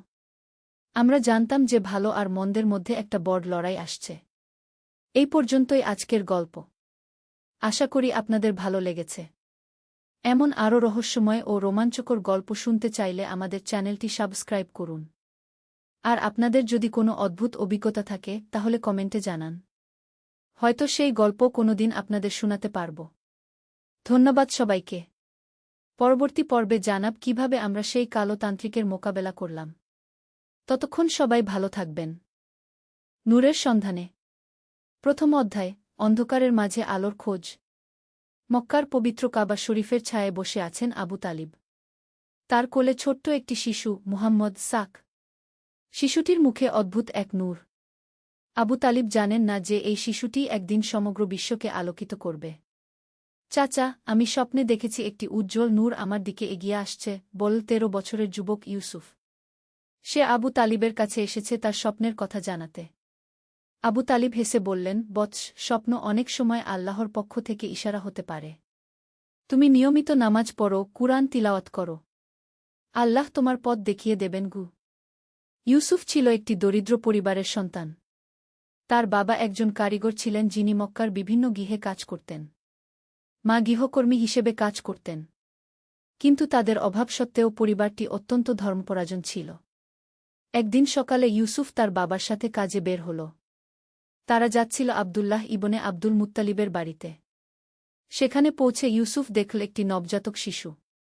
শিশুটির মুখ দেখে তার মনে হল যেন আকাশের চাঁদ নেমে এসেছে। এ শিশুটি কে? জিজ্ঞেস করল ইউসুফ।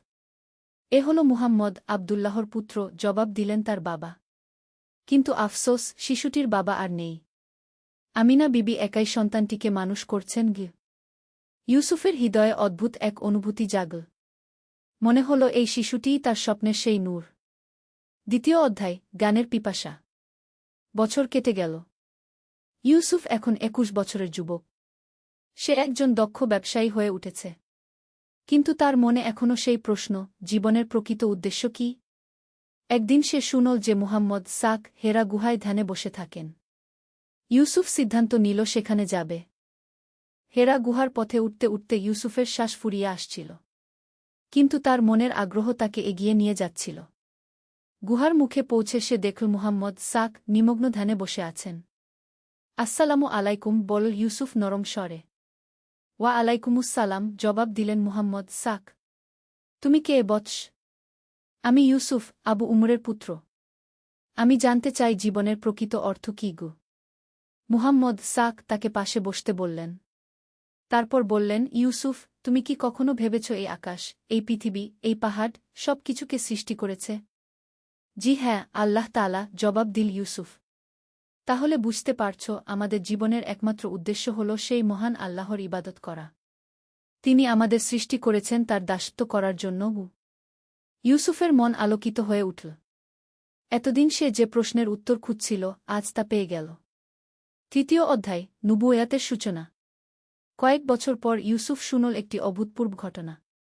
মুহাম্মদ সাক নাকি আল্লাহর পক্ষ থেকে ওহী প্রাপ্ত হয়েছেন। তিনি এখন নবী। প্রথম দিকে ইউসুফের বিশ্বাস হচ্ছিল না। কিন্তু যখন সে মুহাম্মদ সাক এর প্রচারিত বাণী শুনল, তখন তার সমস্ত সন্দেহ দূর হয়ে গেল। লা ইলাহা ইল্লাল্লাহু মুহাম্মাদুর রাসূলুল্লাহকে এই কালিমা শুনে ইউসুফের হৃদয় কেঁপে উঠল। এ যেন তার অন্তরের গভীরে লুকিয়ে থাকা সত্যের প্রকাশ। একদিন সে আবু বকর রাত এর কাছে গেল। আবু বকর রাত ইতিমধ্যে ইসলাম গ্রহণ করেছেন। আবু বকর সাহেব, আমি ইসলাম গ্রহণ করতে চাই। কিন্তু আমার পরিবার, আমার গোত্র, সবাই আমার বিরোধিতা করবে। আবু বকর রাত তার কাঁধে হাত রেখে বললেন, ইউসুফ, সত্যের পথে চলতে হলে বাধা আসবেই। কিন্তু মনে রেখো, আল্লাহর সন্তুষ্টিই সবচেয়ে বড় পুরস্কার। সেদিনই ইউসুফ কালিমা পড়ে মুসলমান হল। তার মনে হল যেন অন্ধকার যুগের অবসান হয়ে আলোর যুগের সূচনা হল। চতুর্থ অধ্যায়, পরীক্ষার সময়। ইউসুফের ইসলাম গ্রহণের খবর যখন তার পরিবারে পৌঁছাল, তখন ঝড় বয়ে গেল। তুই কি করেছিস ইউসুফ? রাগে গর্জে উঠলেন তার বাবা আবু উমর। আমাদের পূর্বপুরুষদের ধর্ম ছেড়ে কি এই নতুন ধর্ম গ্রহণ করেছিস? আব্বা, আমি সত্যের সন্ধান পেয়েছি। ইসলামই একমাত্র সত্য ধর্ম। সত্য? আমাদের দেবতারা মিথ্যা? লাত, উজ্জা, মানাত এরা সবাই মিথ্যা? জি হ্যাঁ আব্বা। একমাত্র আল্লাহই সত্যিকারের উপাস্য। বাকি সব মূর্তি মানুষেরই তৈরি। আবু উমর রাগে অগ্নিশর্মা হয়ে উঠলেন। যা, আমার ঘর থেকে বের হয়ে যা। তুই আর আমার ছেলে নসকে। ইউসুফের মা কাঁদতে কাঁদতে বললেন, বেটা, তুই কেন আমাদের এত কষ্ট দিচ্ছিস? তোর জন্য আমরা কত স্বপ্ন দেখেছিলাম। ইউসুফের হৃদয় ছিঁড়ে যাচ্ছিল। কিন্তু সে জানত, সত্যের জন্য এই কষ্ট সহ্য করতে হবে। সে ঘর ছেড়ে বেরিয়ে এল। রাতের আধারে মক্কার পথে হাঁটতে হাঁটতে তার মনে পড়ল রাসূল সাক এর কথা, যে আমার জন্য দুনিয়ার কিছু ত্যাগ করবে, আল্লাহ তাকে আখিরাতে তার চেয়ে ভালো কিছু দেবেন। পঞ্চম অধ্যায়, সাহাবীদের সান্নিধ্য। পরের দিন সকালে ইউসুফ রাসূল সাক এর কাছে গেল। রাসূল সাক তার অবস্থা বুঝতে পেরে বললেন, ইউসুফ, তুমি এখানেই থেকে যাও। আমাদের সাথে থাকো। এভাবে ইউসুফ রাসূল সাক এর সাহচর্যে থাকতে শুরু করল।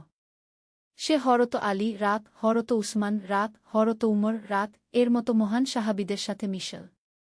হরত উমর রাত একদিন তাকে বললেন, ইউসুফ, তুমি দেখছি অনেক চিন্তিত থাকো। কি ব্যাপার? হরত, আমার পরিবার আমাকে ত্যাগ করেছে। মাঝে মাঝে খুব কষ্ট লাগে। উমর রাত হাসলেন। তুমি জানো আমার কথা?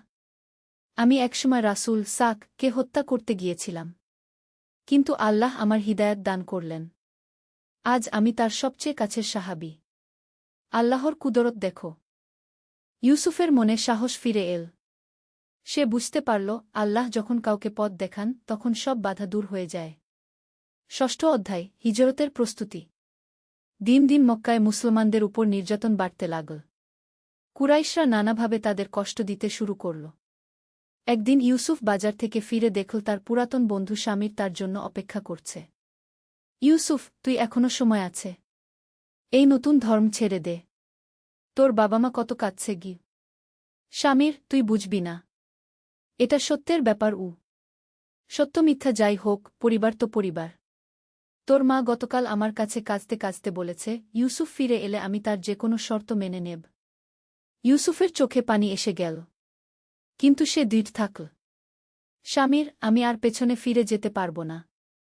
আমি সত্যের পথ পেয়েছি। সপ্তম অধ্যায়, মদিনার পথে। অবশেষে হিজরতের সময় এসে গেল। রাসূল সাক মুসলমানদের মদিনায় চলে যেতে বললেন। ইউসুফ তার সামান্য সম্পদ নিয়ে মদিনার উদ্দেশ্যে রওনা দিল। পথে তার সাথে আরও কয়েকজন মুসলমান ছিল। মরুভূমির উত্তপ্ত বালির উপর দিয়ে চলতে চলতে ইউসুফের মনে পড়ল মক্কার কথা। তার জন্মভূমি, তার বাল্যকালের স্মৃতি, তার পরিবার, সব কিছু ছেড়ে আসতে হচ্ছে। আল্লাহ, আপনি আমাকে শক্তি দিন, মনে মনে দোয়া করল সে। রাতের বেলা যখন তারা একটি ছোট টিলার পাশে বিশ্রামের জন্য থামল, তখন ইউসুফ নামাজে দাঁড়াল। তাহাজ্জুদের নামাজে সে আল্লাহর কাছে কাঁদল। হে আল্লাহ, আমি আপনার জন্য সব ছেড়েছি।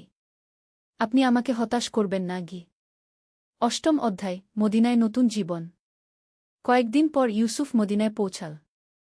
সেখানে আনসারদের গরম অভ্যর্থনা দেখে তার মন ভরে গেল। হরত সাদ ইবনে মুয়ায় রাত তাকে নিজের ঘরে নিয়ে গেলেন। ইউসুফ ভাই, এটা এখন তোমার ঘর। যা কিছু দরকার বলো। ইউসুফ কৃতজ্ঞতায় অভিভূত হয়ে গেল।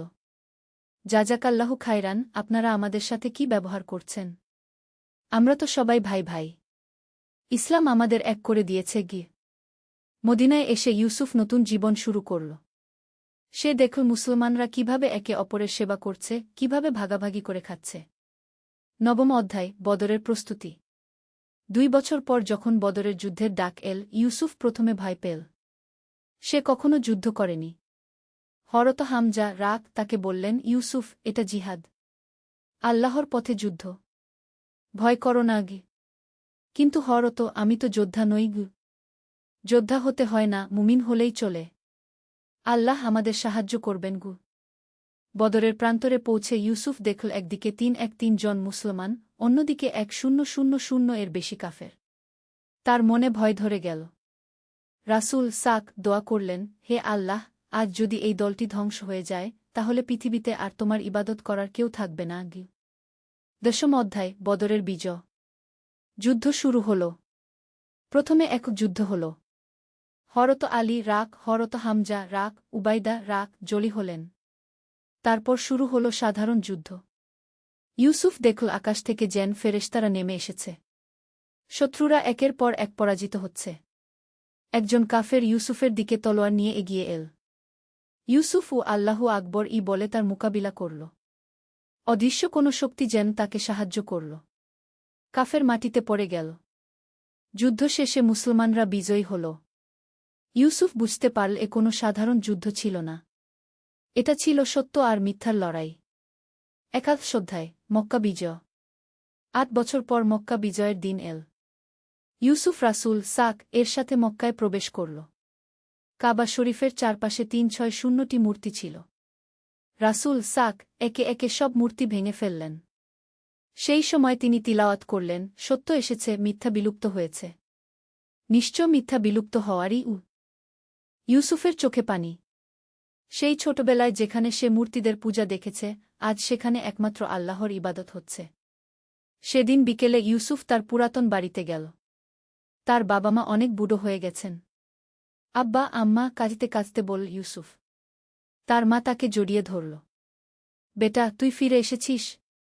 জি আম্মা। কিন্তু আমি আবার সেই পুরাতন ইউসুফ নেই। আমি এখন আল্লাহর গোলাম গু। আমরা ভুল বুঝেছিলাম বেটা, বলল তার বাবা। তুই যে ধর্ম গ্রহণ করেছিস সেটাই সত্য। আমরাও ইসলাম গ্রহণ করতে চাই। ইউসুফের আনন্দের আর সীমা রইল না। তার বাবা মা কালিমা পড়ে মুসলমান হলেন। 10 অধ্যায়, জীবনের শেষ অধ্যায়। বছরের পর বছর কেটে গেল। ইউসুফ এখন একজন বয়স্ক মানুষ।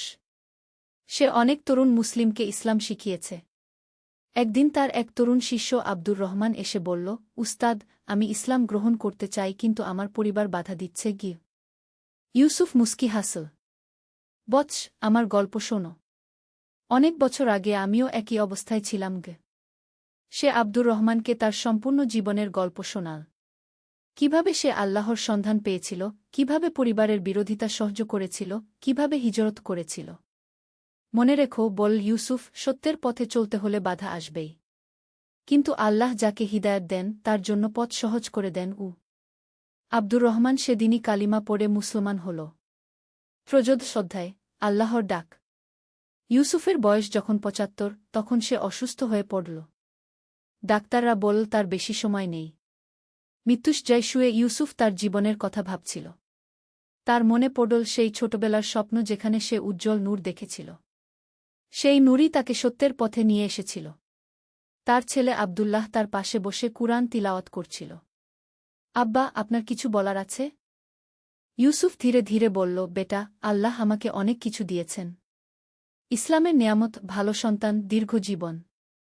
আমি আল্লাহর কাছে কৃতজ্ঞ।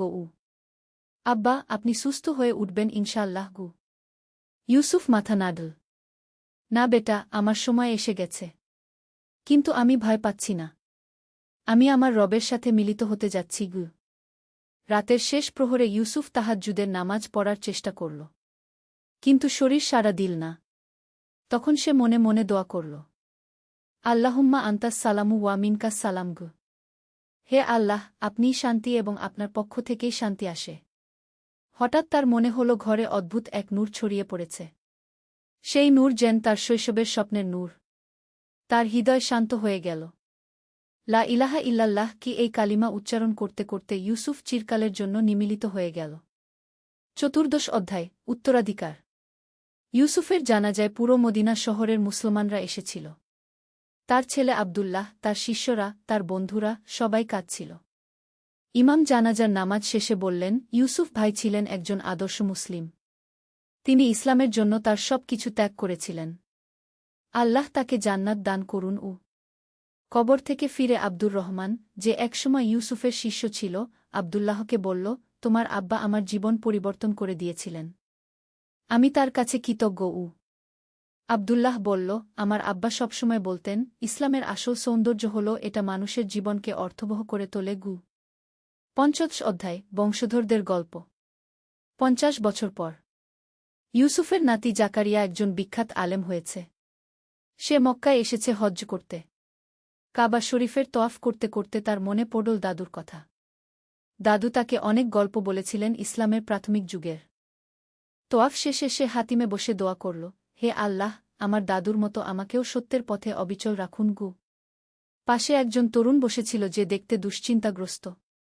জাকারিয়া তাকে জিজ্ঞেস করল, ভাই, আপনার কোনো সমস্যা? তরুণটি বলল, আমি ইব্রাহিম। আমি নতুন মুসলিম হয়েছি। কিন্তু আমার পরিবার আমাকে বর্জন করেছে। মাঝে মাঝে মনে হয় আমি ঠিক করেছি তো।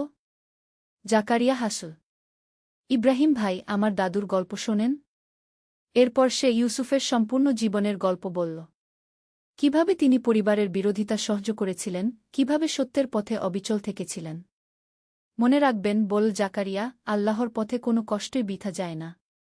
প্রতিটি কষ্টের বিনিময় আছে গি। ইব্রাহিম শান্ত হয়ে গেল। তার মনে সাহস ফিরে এল। ১৬ অধ্যায় চিরন্তন বার্তা। আরও ১০০ বছর পর পৃথিবী অনেক বদলেছে, কিন্তু ইসলামের বার্তা একই রয়েছে। এক তরুণ মুসলিম ইতিহাসবিদ আহমেদ ইউসুফের জীবনী নিয়ে গবেষণা করছেন। তিনি পুরাতন কিতাব ঘেঁটে ইউসুফের গল্প সংগ্রহ করেছেন। কি অসাধারণ জীবন, ভাবলেন আহমেদ। একজন সাধারণ যুবক কিভাবে ইসলামের জন্য সব কিছু ত্যাগ করল, কিভাবে পরিবারের বিরোধিতা সহ্য করল। তিনি তার গবেষণাপত্রে লিখলেন, ইউসুফের জীবন আমাদের শেখায় যে সত্যের জন্য যে কোনো ত্যাগ স্বীকার করা যায়। তার জীবনের মূল বার্তা হল, আল্লাহর সন্তুষ্টিই সবচেয়ে বড় পাওয়া। ১৭ অধ্যায় আধুনিক যুগে প্রভাব। ২১ শতকে একটি বিশ্ববিদ্যালয়ে ইসলামিক স্টাডিজের অধ্যাপক প্রফেসর ফাতিমা তার ছাত্রদের ক্লাস নিচ্ছেন। আজ আমরা আলোচনা করব ইসলামের প্রাথমিক যুগের সাহাবীদের নিয়ে, বললেন তিনি। তাদের মধ্যে অনেকেই ছিলেন সাধারণ মানুষ যারা ইসলামের জন্য অসাধারণ ত্যাগ স্বীকার করেছিলেন গু। একজন ছাত্র হাত তুলল। ম্যাডাম, আজকের যুগে কি সেরকম ত্যাগ স্বীকার সম্ভব? প্রফেসর ফাতিমা বললেন, অবশ্যই। ইউসুফের মতো মানুষেরা প্রমাণ করেছেন যে সত্যের জন্য যে কোনো কিছু করা সম্ভব। আজকের যুগেও আমাদের প্রয়োজন সেই একই সাহস, সেই একই দৃঢ়তা গু। একটি মেয়ে প্রশ্ন করল, কিন্তু ম্যাডাম, পরিবারের বিরোধিতা সহ্য করা তো খুব কষ্টের গু। হ্যাঁ, কষ্টের। কিন্তু দেখো ইউসুফের জীবনে কি হয়েছিল। শেষে তার পরিবারই ইসলাম গ্রহণ করল। আল্লাহর পরিকল্পনা অনেক সময় আমাদের বুঝের বাইরে কি। ১৮ অধ্যায় নূরের অন্বেষণ। একটি ছোট শহরে তরুণ মুহসিন প্রতিদিন মসজিদে যায়। সে ইউসুফের গল্প শুনেছে তার দাদার কাছে। একদিন সে তার বন্ধু রাফিকে বলল, রাফি, তুই জানিস ইউসুফের গল্প? কিভাবে সে সত্যের সন্ধান পেয়েছিল? রাফি বলল, হ্যাঁ, শুনেছি। কিন্তু আমার মনে হয় এইসব পুরাতন কথা। আজকের যুগে এত আবেগ দিয়ে ধর্ম পালন করা যায় না গি। মুহসিন মাথা নাড়ল। তুই ভুল বলছিস। ইসলামের সত্য কখনো পুরাতন হয় না। ইউসুফের গল্প আজও প্রাসঙ্গিক। সেদিন রাতে মুহসিন তাহাজ্জুদের নামাজে দাঁড়িয়ে দোয়া করল, হে আল্লাহ, আমাকে ইউসুফের মতো সত্যের পথে অবিচল রাখুন গু। ১৯তম অধ্যায়, বিশ্বব্যাপী প্রভাব। ইন্টারনেটের যুগে ইউসুফের গল্প বিশ্বের বিভিন্ন প্রান্তে পৌঁছে গেছে। আমেরিকায় এক তরুণ জন স্মিথ ইসলাম গ্রহণ করার পর তার নাম রাখল ইউসুফ। তার খ্রিস্টান পরিবার তাকে বর্জন করল। কিন্তু সে ভুলে যায়নি মূল ইউসুফের গল্প। সেই গল্প তাকে শক্তি দিয়েছে। ইউরোপে আয়শা নামের এক মেয়ে হিজাব পরা শুরু করল। তার পরিবার, বন্ধুরা বিরোধিতা করল। কিন্তু ইউসুফের গল্প তাকে অনুপ্রাণিত করেছে। এশিয়া, আফ্রিকা, অস্ট্রেলিয়া সব মহাদেশে ইউসুফের গল্প মানুষদের সাহস জুগিয়েছে। ২০তম অধ্যায়, চূড়ান্ত বার্তা। একটি আন্তর্জাতিক ইসলামিক কনফারেন্সে প্রখ্যাত আলেম আব্দুর রহমান আলমাদানি তার বক্তব্য রাখছেন। প্রিয় ভাইয়েরা ও বোনেরা, বলছেন তিনি, আজ আমি আপনাদের সাথে একটি সাধারণ মানুষের অসাধারণ গল্প শেয়ার করতে চাই, যার নাম ইউসুফ। সারা হলে নিস্তব্ধতা। হাজারো মানুষ মনোযোগ দিয়ে শুনছে। ইউসুফের গল্প আমাদের শেখায় যে ইসলাম শুধু একটি ধর্ম নয়, এটা জীবনযাপনের পূর্ণাঙ্গ পদ্ধতি। এটা আমাদের জীবনকে অর্থবহ করে তোলে। তিনি পরিবারের ভালোবাসা ত্যাগ করেছিলেন আল্লাহর ভালোবাসার জন্য। কিন্তু শেষে দেখুন আল্লাহ তাকে কি দিয়েছেন, পারিবারিক শান্তি, সামাজিক সম্মান, আধ্যাত্মিক প্রশান্তি। আজকের যুগেও আমাদের প্রয়োজন ইউসুফের মতো মানুষদের, যারা সত্যের জন্য দাঁড়াতে পারে, যারা ইসলামকে নিজের জীবনে পূর্ণভাবে প্রয়োগ করতে পারে। সবাই উপস্থিত সবাই গভীরভাবে প্রভাবিত হয়। ২১তম অধ্যায়, অনন্ত প্রেরণা। বর্তমান সময়ে একটি মুসলিম পরিবারে ছোট্ট একটি মেয়ে তার নানুর কাছে গল্প শুনতে চায়।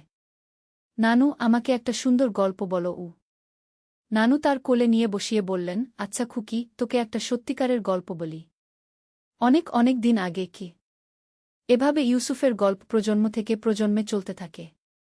সমাপনী। ইউসুফের জীবন একটি জ্বলন্ত প্রমাণ যে সত্যিকারের ঈমান মানুষকে কোথায় নিয়ে যেতে পারে।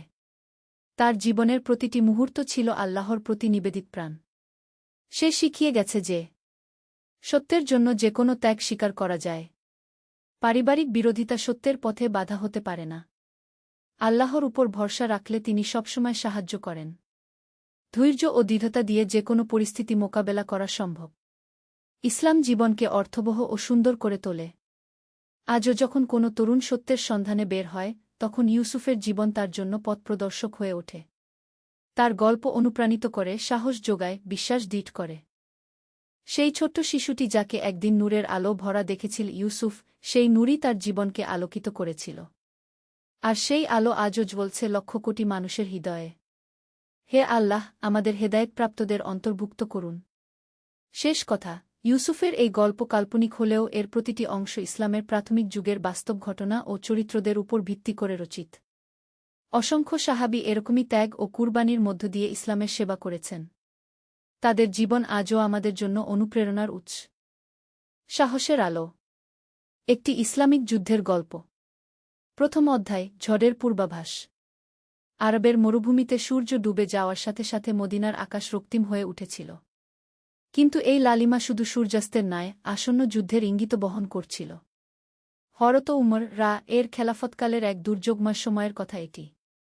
আবদুল্লাহ ইবনে মাসুদ তার ছোট ভাই আহমাদের সাথে মসজিদে নববীর আঙিনায় বসেছিলেন। আহমাদ মাত্র ১৬ বছরের যুবক, কিন্তু তার চোখে জ্বলছিল জিহাদের আগুন। সে বারবার বলছিল, ভাই, আমাকে যুদ্ধে যেতে দাও। ইসলামের জন্য প্রাণ দিতে পারলে আমি ধন্য হব। আবদুল্লাহ তার ভাইয়ের কাঁধে হাত রেখে বললেন, আহমাদ, যুদ্ধ শুধু তরবারির লড়াই নয়। এটা ঈমান আর ধৈর্যের পরীক্ষা। তুমি প্রস্তুত আছ সেই পরীক্ষার জন্য? রাসূলুল্লাহ এর সাহাবী আবু আইজুব আনসারী তখন তাদের কাছে এসে বসলেন।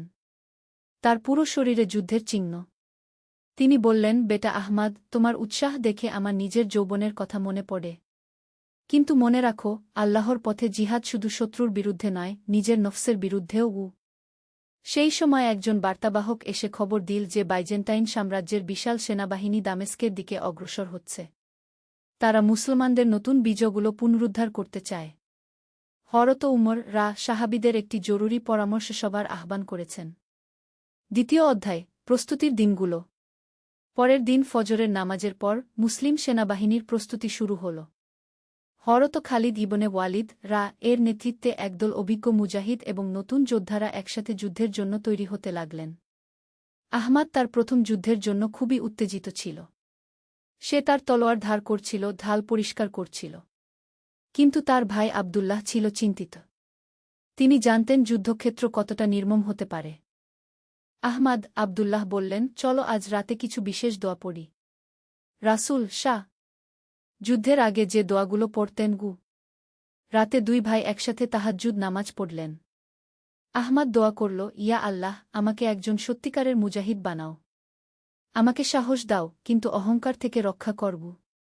আবদুল্লাহ তার ভাইয়ের জন্য কাঁদতে কাঁদতে দোয়া করলেন, ইয়া রব, আমার ভাইকে হেফাজত কর। তার ঈমান যেন আরও মজবুত হয়। পরের দিন সকালে খালিদ ইবনে ওয়ালিদ সকল মুজাহিদদের একত্রিত করে ভাষণ দিলেন। তিনি বললেন, হে মুমিনগণ, আজ আমরা শুধু একটি যুদ্ধে যাচ্ছি না, বরং ইসলামের নূরকে ছড়িয়ে দেওয়ার জন্য জিহাদে যাচ্ছি। মনে রাখবেন, আমাদের লক্ষ্য ধ্বংস নয়, বরং শান্তি প্রতিষ্ঠা। তৃতীয় অধ্যায়, যুদ্ধক্ষেত্রের পথে। মুসলিম বাহিনী দামেস্কের দিকে রওনা হল। পথে তারা ছোট ছোট গ্রামের পাশ দিয়ে যাচ্ছিল। আহমাদ লক্ষ্য করল যে মুসলিম সৈন্যরা কোনো ফসল নষ্ট করছে না, কোনো নিরপরাধ মানুষের ক্ষতি করছে না। এমনকি পানির কূপগুলোও তারা দূষিত করছে না। ভাই, এটা কেমন যুদ্ধ? আহমাদ জিজ্ঞাসা করল। আমি তো ভেবেছিলাম যুদ্ধ মানে সব কিছু ধ্বংস করা। আবদুল্লাহ মুস্কি হেসে বললেন, এটাই ইসলামিক জিহাদের বিশেষত্ব। আমরা ন্যায় প্রতিষ্ঠার জন্য লড়ি, ধ্বংসের জন্য নয়। রাসূল শাহ আমাদের শিখিয়েছেন যুদ্ধেও আদবকায়দা মেনে চলতে। পথে তারা একটি খ্রিস্টান গ্রামের পাশ দিয়ে যাচ্ছিল। গ্রামের লোকেরা ভয় পেয়ে লুকিয়েছিল। খালিদ তার বাহিনী থামিয়ে গ্রামবাসীদের ডেকে বললেন, ভয় পেজো না। আমরা তোমাদের কোনো ক্ষতি করব না। তোমরা তোমাদের ধর্ম পালন করতে পারো।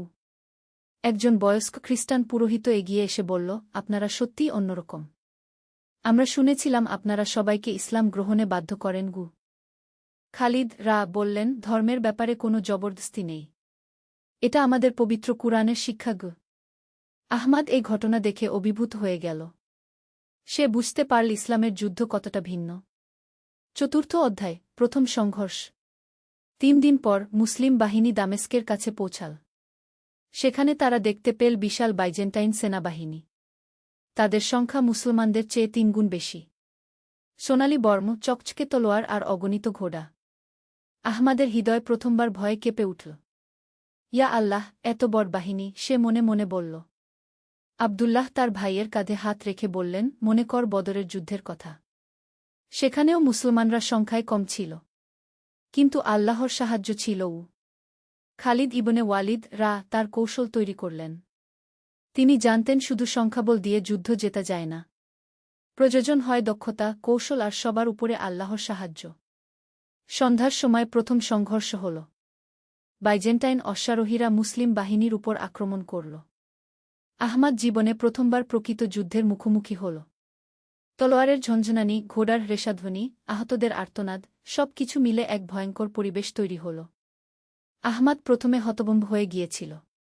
কিন্তু যখন দেখল একজন বাইজেন্টাইন সৈন্য তার দিকে তলোয়ার নিয়ে এগিয়ে আসছে, তখন তার প্রশিক্ষণ কাজে আসল।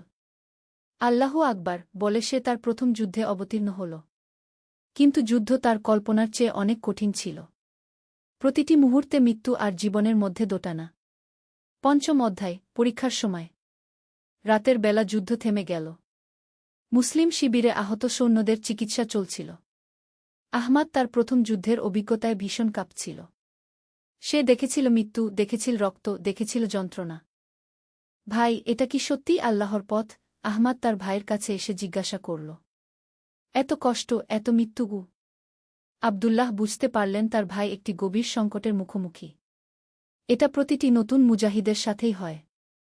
তিনি আহমাদকে একটি আহত সাহাবীর কাছে নিয়ে গেলেন।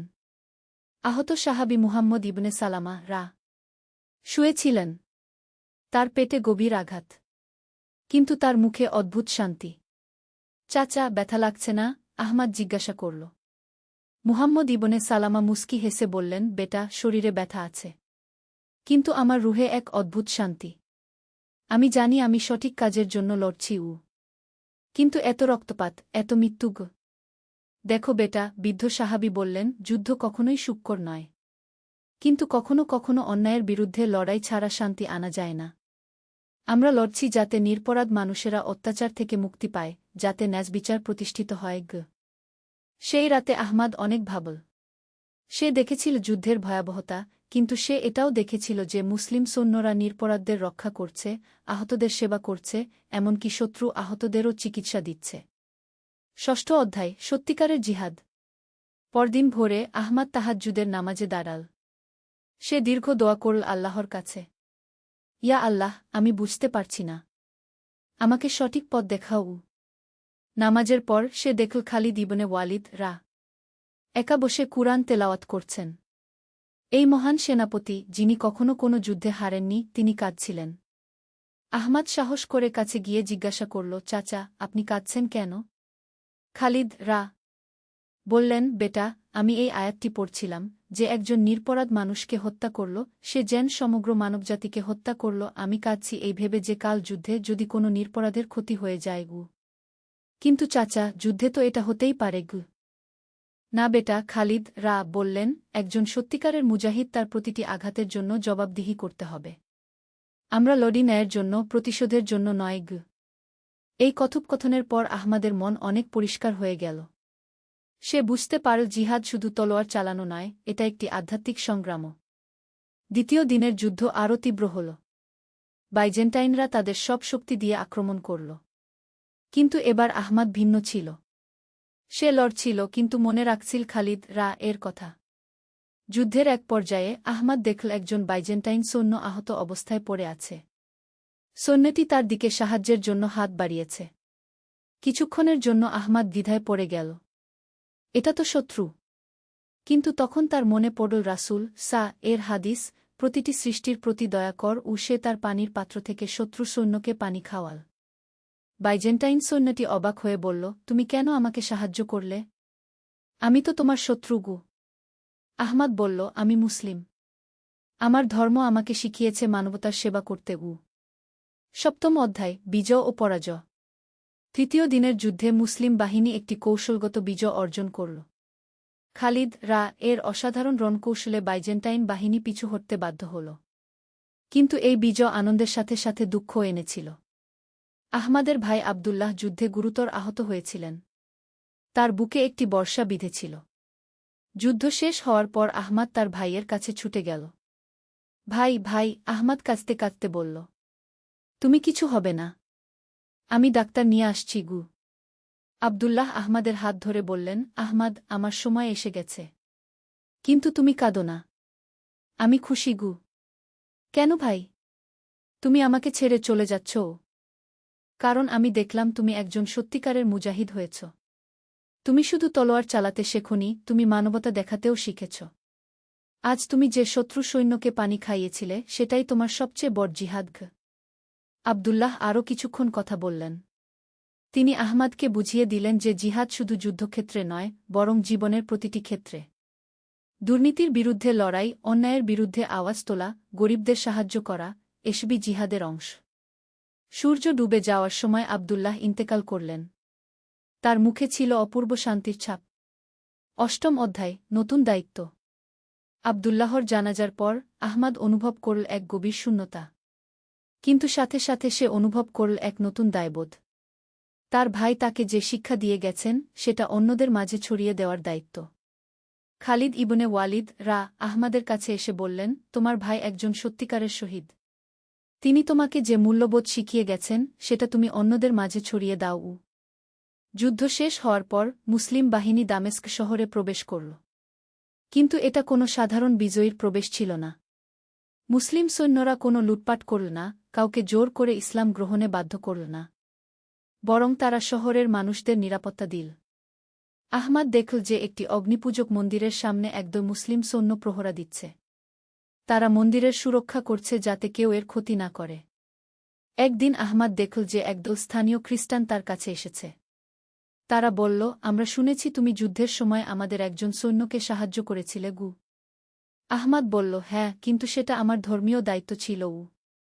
আমরা তোমাদের ধর্ম সম্পর্কে জানতে চাই, তারা বলল। আহমাদ বুঝল যে এটাই সত্যিকারের জিহাদ। তলোয়ার দিয়ে নয়, বরং নৈতিক আচরণ দিয়ে মানুষের হৃদয় জয় করা। নবম অধ্যায়, ঘরে ফেরা। কয়েক মাস পর যুদ্ধ শেষ হয়ে আহমাদ মদিনায় ফিরে এল। কিন্তু এই আহমাদ আর আগের সেই উৎসাহী তরুণ ছিল না। সে এখন একজন অভিজ্ঞ, চিন্তাশীল যুবক যে জীবনের গভীর অর্থ বুঝে ফেলেছে। মসজিদে নব্বীর সেই একই আঙিনায় বসে আহমাদ তার যুদ্ধের অভিজ্ঞতা অন্যদের সাথে ভাগ করে নিচ্ছিল। কিন্তু সে যুদ্ধের গৌরব নয়, বরং তার শিক্ষার কথা বলছিল।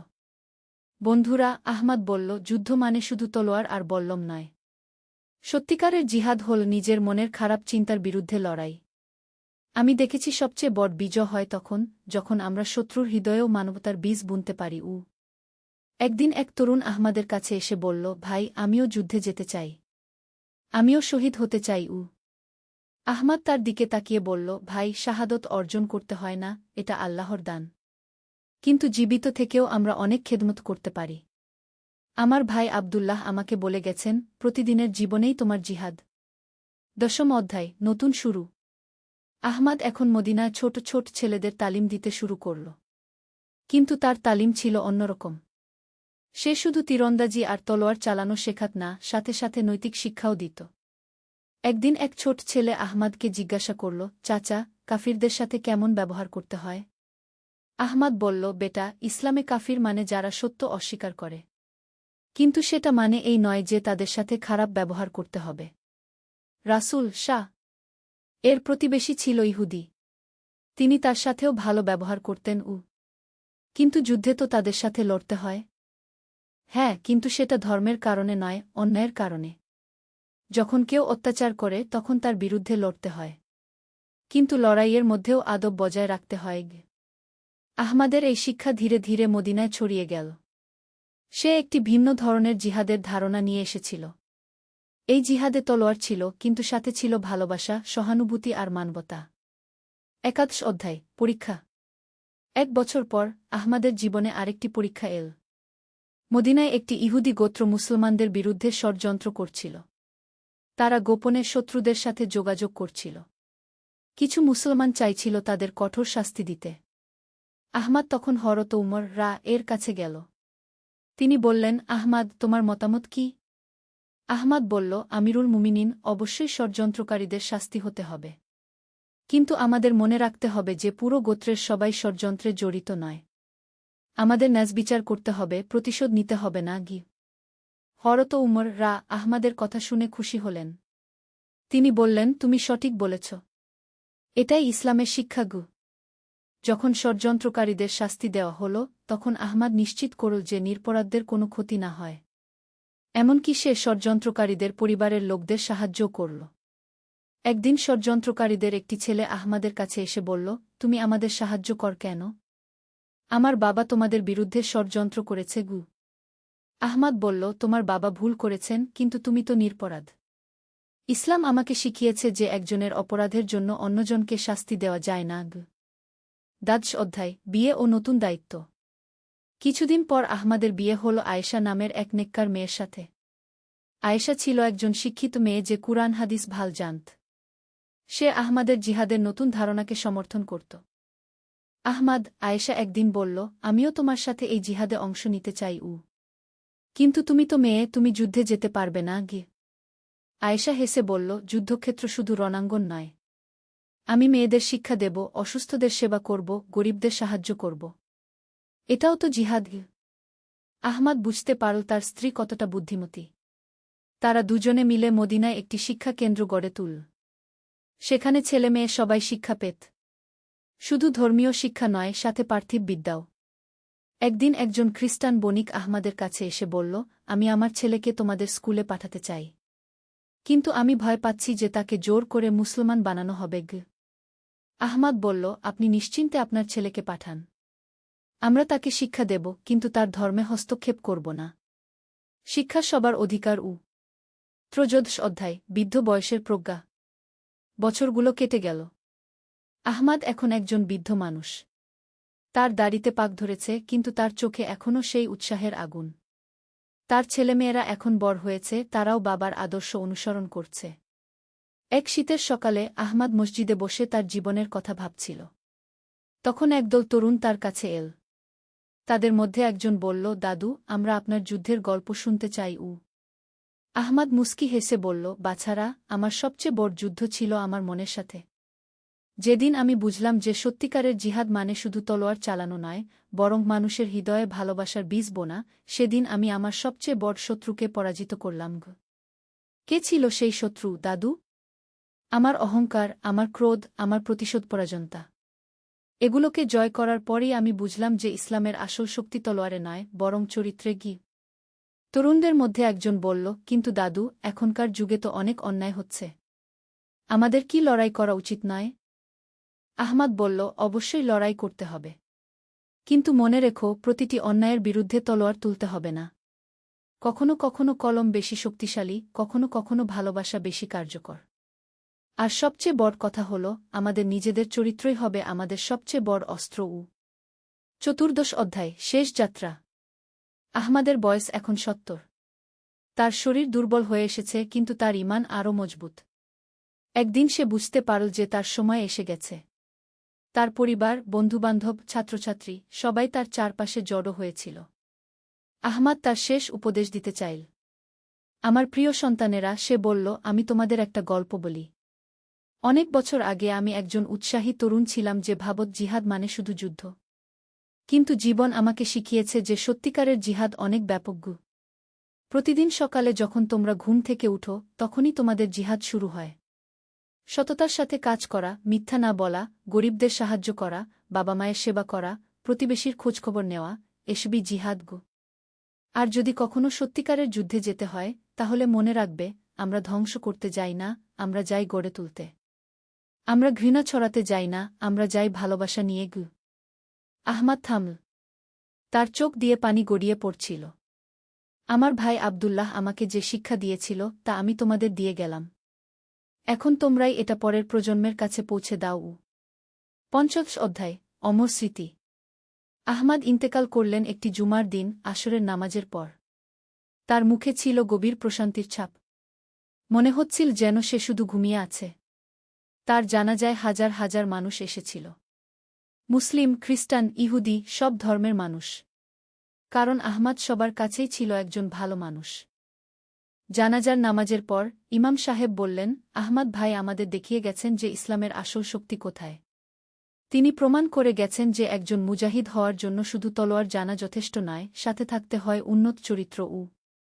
আহমাদের ছেলে মুহাম্মদ তার বাবার স্কুল চালিয়ে গেল। মেয়ে ফাতেমা নারী শিক্ষার ক্ষেত্রে কাজ করতে লাগল। তার স্ত্রী আয়েশা গরিব দুঃখীদের সেবা করতে থাকল। বছরের পর বছর কেটে গেল। আহমাদের নাম ইতিহাসের পাতায় হয়তো খুব বেশি জায়গা পায়নি। কিন্তু যারা তাকে চিনত, তারা জানত যে তিনি একজন সত্যিকারের মুজাহিদ ছিলেন। তার যুদ্ধ ছিল অন্যায়ের বিরুদ্ধে, ঘৃণার বিরুদ্ধে, অজ্ঞতার বিরুদ্ধে। উপসংহার, শিক্ষা। আজ যখন আমরা জিহাদ শব্দটি শুনি, তখন অনেকেই ভয় পায়। কারণ কিছু মানুষের ভুল ব্যাখ্যা করেছে। কিন্তু আহমাদের জীবনী আমাদের শেখায় যে সত্যিকারের জিহাদ কি। জিহাদ মানে সংগ্রাম। নিজের মনের মন্দ প্রবৃত্তির সাথে সংগ্রাম, সমাজের অন্যায়ের সাথে সংগ্রাম, অজ্ঞতার সাথে সংগ্রাম। এই সংগ্রামে কখনো তলোয়ার লাগে, কখনো কলম, কখনো ভালোবাসা। আহমাদের গল্প আমাদের বলে যে একজন মুসলিম যোদ্ধা হতে পারে, কিন্তু সে কখনোই একজন সন্ত্রাসী নয়। তার লড়াই ন্যায় প্রতিষ্ঠার জন্য, মানুষ হত্যার জন্য নয়। তার হৃদয়ে আছে করুণা, মাথায় আছে বিবেক। আজকের পৃথিবীতে আমাদের প্রয়োজন আহমাদের মতো মানুষ। যারা লড়তে জানে কিন্তু ভালোবাসতেও জানে। যারা অন্যায়ের বিরুদ্ধে রুখে দাঁড়ায় কিন্তু নিরপরাধদের রক্ষা করে। যারা বিশ্বাস করে যে সত্যিকারের বিজয় হৃদয়ে, যুদ্ধক্ষেত্রে নয়। এই হল আহমাদের গল্প। একজন যুবকের গল্প যে বুঝেছিল জিহাদের আসল অর্থ। যে দেখিয়েছিল যে ইসলাম শান্তির ধর্ম, যুদ্ধের নয়। যার জীবন ছিল সত্যিকারের জিহাদের একটি জ্বলন্ত উদাহরণ। যে নিজেকে জানুল, সে তার রবকে জানুল। হাদিস। তোমাদের মধ্যে সেই ব্যক্তি সর্বোত্তম যে মানুষের সবচেয়ে বেশি উপকার করে। হাদিস।